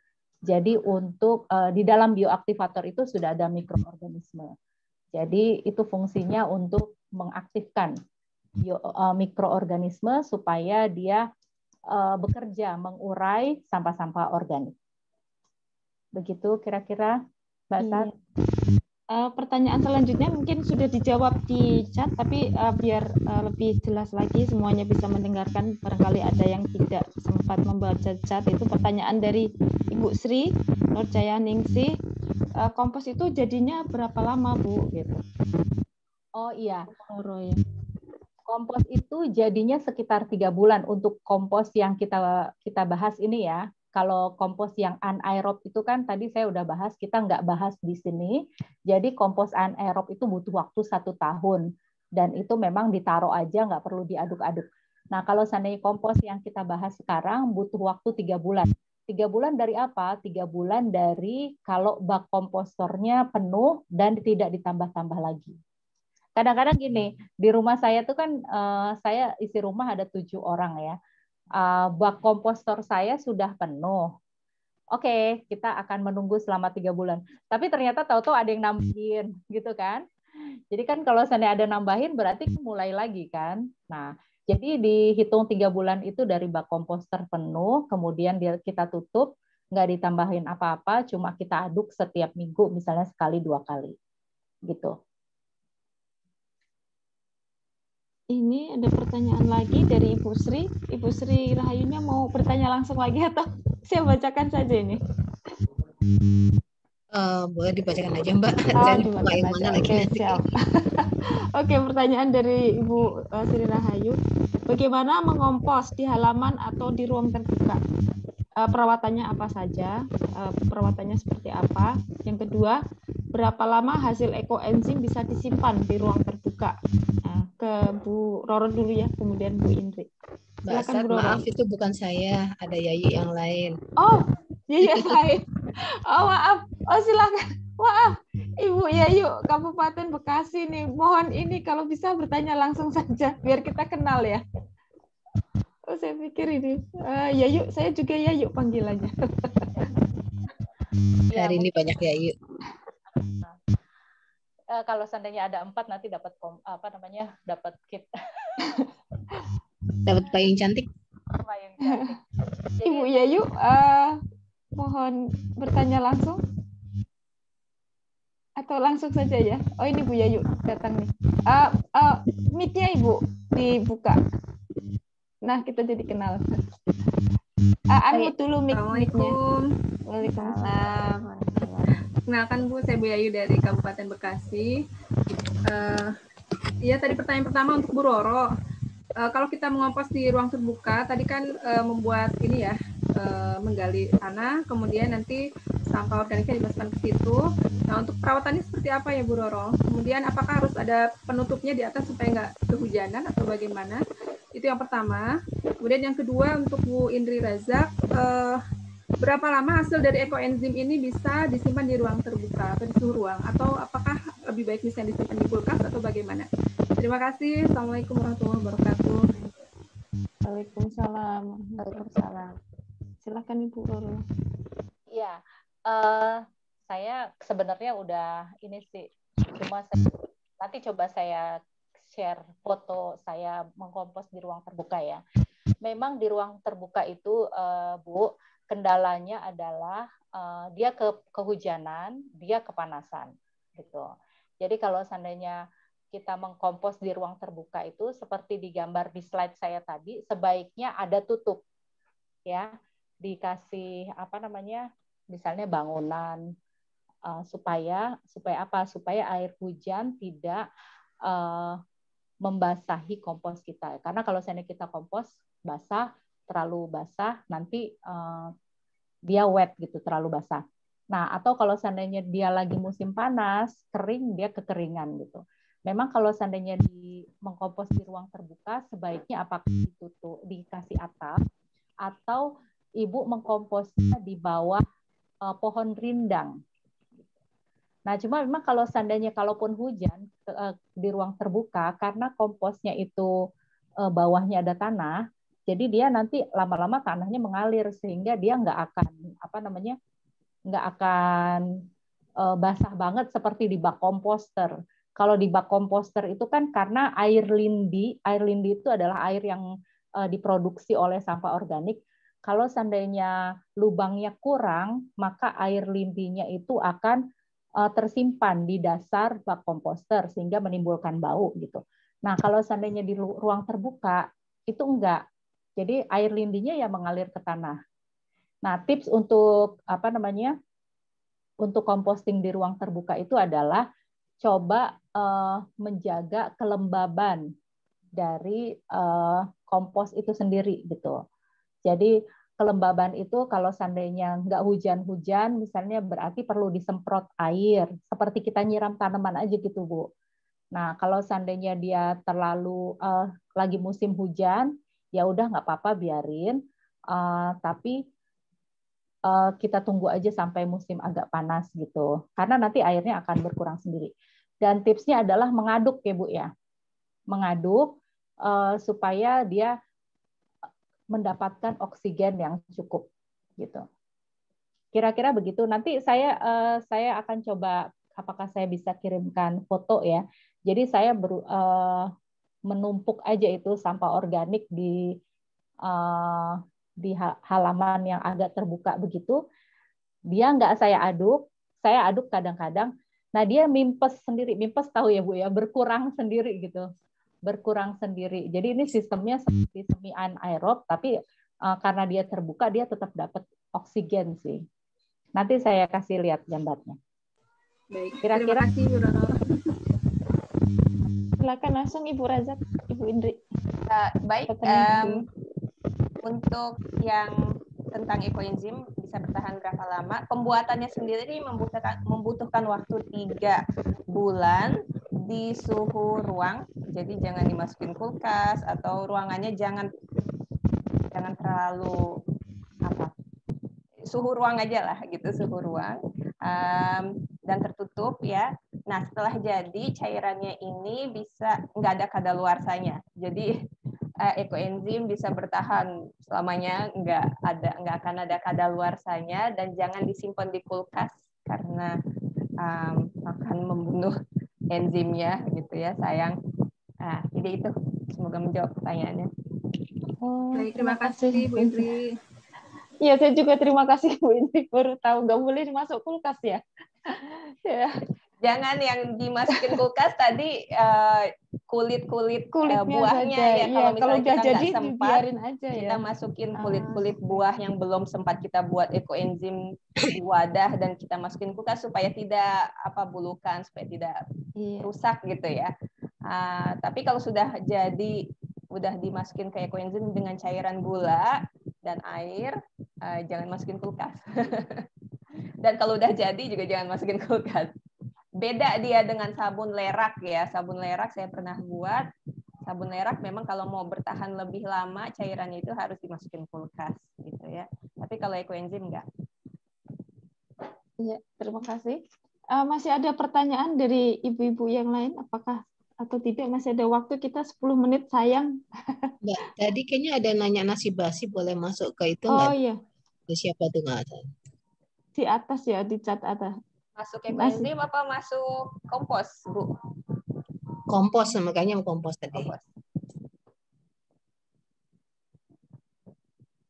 Kalau saya, karena tujuan saya bikin kompos itu adalah untuk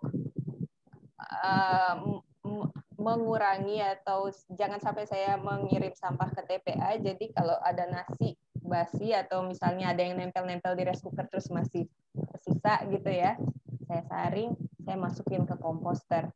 Gitu. Walaupun ada yang menyarankan jangan karena akan menghasilkan bau atau apa. Tapi tujuan saya supaya tidak kebuang ke TPA. Jadi saya masukkan ke komposter. Silakan Mbak Roro menambahkan.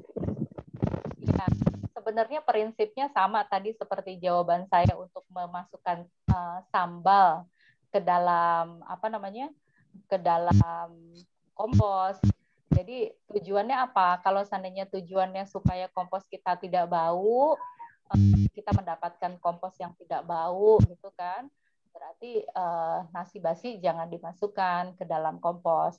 Tapi kalau tujuannya adalah mengurangi sampah yang terkirim ke TPA, maka ya nggak apa-apa, nasi basi masukkan aja ke kompos. Cuma kalau seandainya agak bau-bau sedikit ya ditahan aja lah, kira-kira begitu. Tapi mungkin saran saya sebenarnya nasi sisa itu pertama bisa digunakan untuk kalau seandainya punya ternak ya, buat makan ternak bisa. Kalau seandainya dijemur gitu bisa. Atau bisa juga dipakai untuk membuat bioaktivator juga ya. Jadi ditambahkan air. Itu juga bisa buat bioaktivator. Jadi nanti malah untuk menyuburkan tanah seperti itu. Kalau saya sih, kebetulan di rumah saya itu ada pemulung yang suka ngumpulin nasi sisa untuk dipakai untuk ternaknya dia. Jadi sebelum nasi itu misalnya udah agak bau, kira-kira orang rumah nggak mau makan, kami taruh di depan rumah, nanti pemulung ada yang ngambil. Tapi kalau seandainya sisanya cuma sedikit, biasanya saya masukin sih ke dalam kompos, nggak apa-apa. Tapi ya bau-bau sedikit nggak apa-apa lah. Mbak Roro, itu nasinya yang mungkin kalau yang dimaksud Ibu itu mungkin kayak alat tanah kita kan bukan yang teflon, itu kan masih ada sisa-sisa tuh, kemudian kita rendam supaya sebelum kita cuci. Itu termasuk kategori nasi basi atau nasi sebenarnya nasi karena nempel aja supaya itu kita ini kerak nasi ya. Jadi supaya kita gampang nyucinya kan biasanya kita rendam dulu. Ya, gampang. Nah, itu termasuk kategori nasi basi. Enggak dong, itu enggak basi kan? Kalau basi kan dia jadi bisa masuk kompos ya. Bisa. Ibu-ibu yang masih bergabung, kalau mau baca-baca, ada itu saya kirimkan tentang ekoenzim, dokumennya itu lengkap banget. Jadi ada tips-tipsnya juga kalau misalnya merasa ekoenzim kita gagal, bagaimana memperbaikinya, ada di situ dijelaskan, dan bahkan sejarahnya dari mana itu ekoenzim ada di situ. Silahkan ibu-ibu, ada di chat, saya udah share.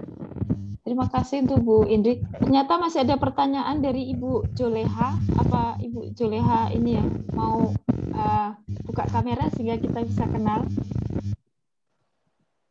Saya bacakan dulu pertanyaan Bu Joleha. Bu Roro, semua kompos saya rame siput merah. Bagaimana cara mengatasinya?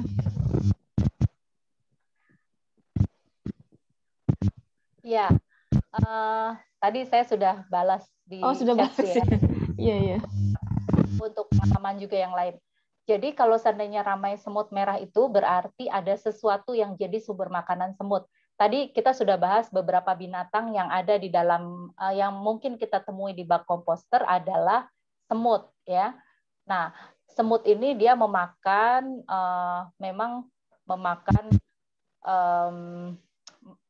makhluk pertama itu, layer pertama gitu, sehingga dia pasti ada gitu, bukan pasti ada sih, maksudnya kemungkinan besar ada dalam bak komposter gitu. Nah, cuma biasanya saya sendiri beberapa kali pindah tempat composting itu nggak selalu ada semut. Kalaupun ada paling cuma sedikit gitu, karena mereka sebenarnya yang sumber makanan mereka nggak ada di bak komposter gitu. Nah, berarti pertama, apakah di dalam bak komposter itu ada sesuatu tuh yang masuk ya? Jadi misalnya nggak sengaja ada permen, ada sesuatu yang manis masuk ke sana gitu. Nah, yang kedua sebenarnya yang menjadi masalah adalah coba lihat mungkin di sekitar tempat composting ada sarangnya, Bu. Nah, kalau seandainya ada sarangnya berarti yang perlu solusinya adalah sarangnya dipindahin. Sarang semutnya dipindahin. Tapi kalau menurut saya ya, sebenarnya kenapa semut itu banyak di rumah kita, itu karena memang ada sesuatu yang menjadi sumber makanannya gitu. Nah, kalau seandainya kayak gitu, berusahalah supaya misalnya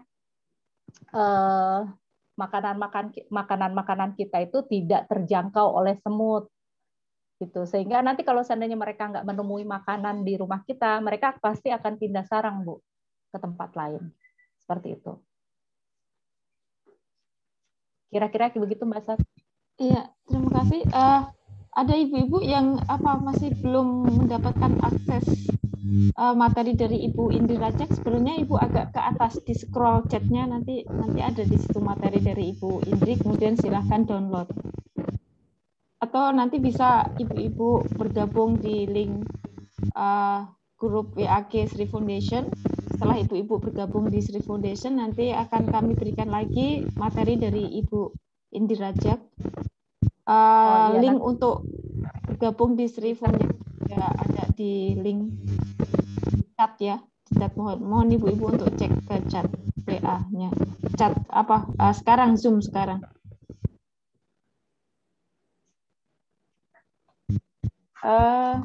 Mungkin bisa kita tutup saja ya, Ibu Roro dan Ibu Indri Rajak. Masih ada Mbak Roro sebentar. Iya.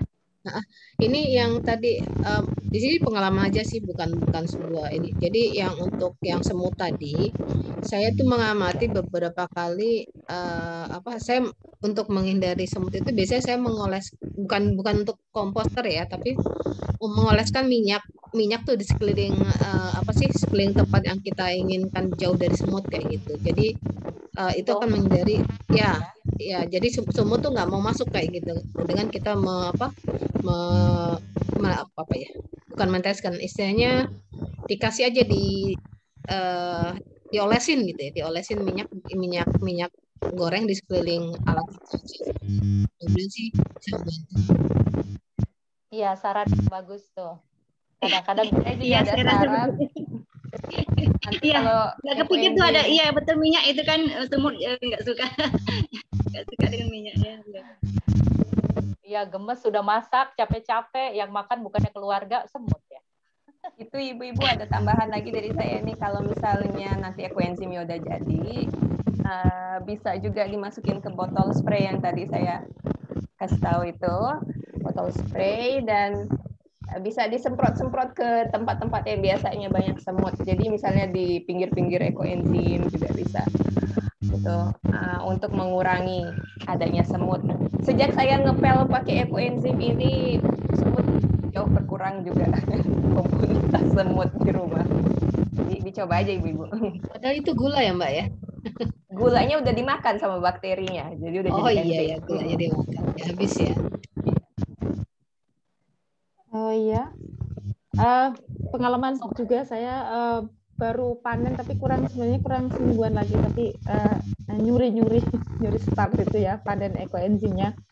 Saya kan suka membersihkan gigi pakai dental floss gitu sambil ngaca, jadi sisa-sisa makanan pada nempel di kaca. Nah, kemudian saya coba pakai ekoenzim ini. Ekoenzimnya sudah diencerkan sih, satu bagian dikasih 10 bagian air gitu.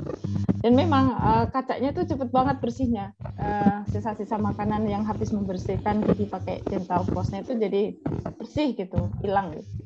Kemudian pengalaman juga ini, habis BAB anak-anak di kamar mandi itu kan masih baunya masih aromatik gitu ya. Jadi disemprotkan pakai ekoenzim lumayan terserap gitu. Jadi luar biasa sih ekoenzim ini, powerful gitu ya.